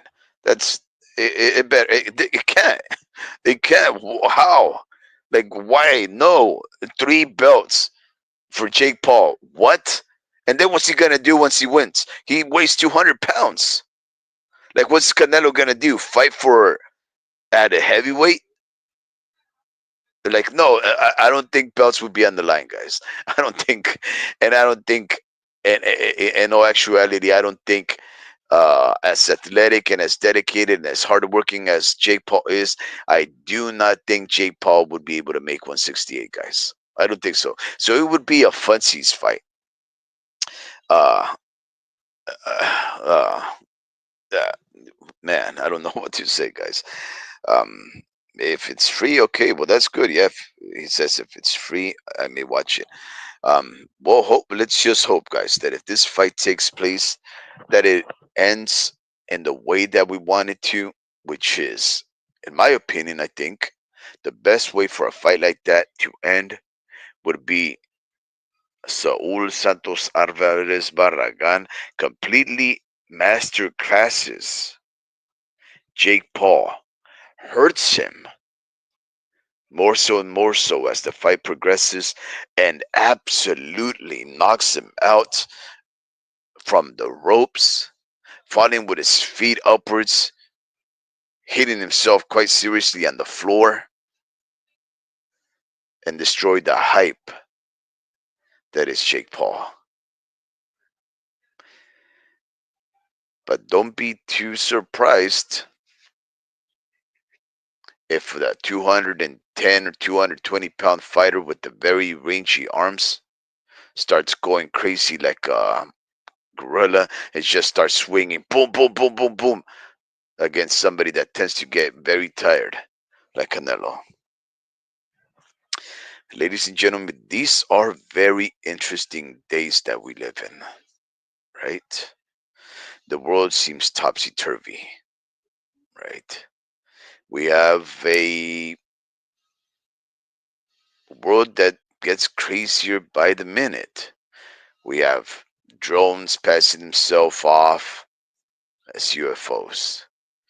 We have presidents gifting out the land of other people to other nations. We have wars and rumors of wars, and we have fights and rumors of fights. And every day it seems there's something new under the sun to make us question whether this is reality or if this is a simulation of a reality. And now we can add Saul Santos Alvarez Barragan likely fighting Jake Paul for nothing else besides money on one of the most important fighting dates of all, the 5th of May. Guys, are we at the end of times? My goodness, the world is crazy, guys. Ladies and gentlemen, it's been fun. We've had some very distressing and upsetting news to report today, and it just seemed to get worse and worse as we went on. But we are boxing fans, and as tough as these boxers are, it is also very tough at times to be a fan of the sport. But yet, here we are, year after year, dedicated to this here sport that is full of chicanery and shenanigans and ulterior motives and the shady business. We wouldn't have it any other way. For the homie Ricky and your co-interlocutor, Warp Speed, I hope you are doing well of health and sane of mind. I bid you adieu. Please do me a favor. Hug your loved ones. Tell those that you love them. And don't forget to participate in life and engage.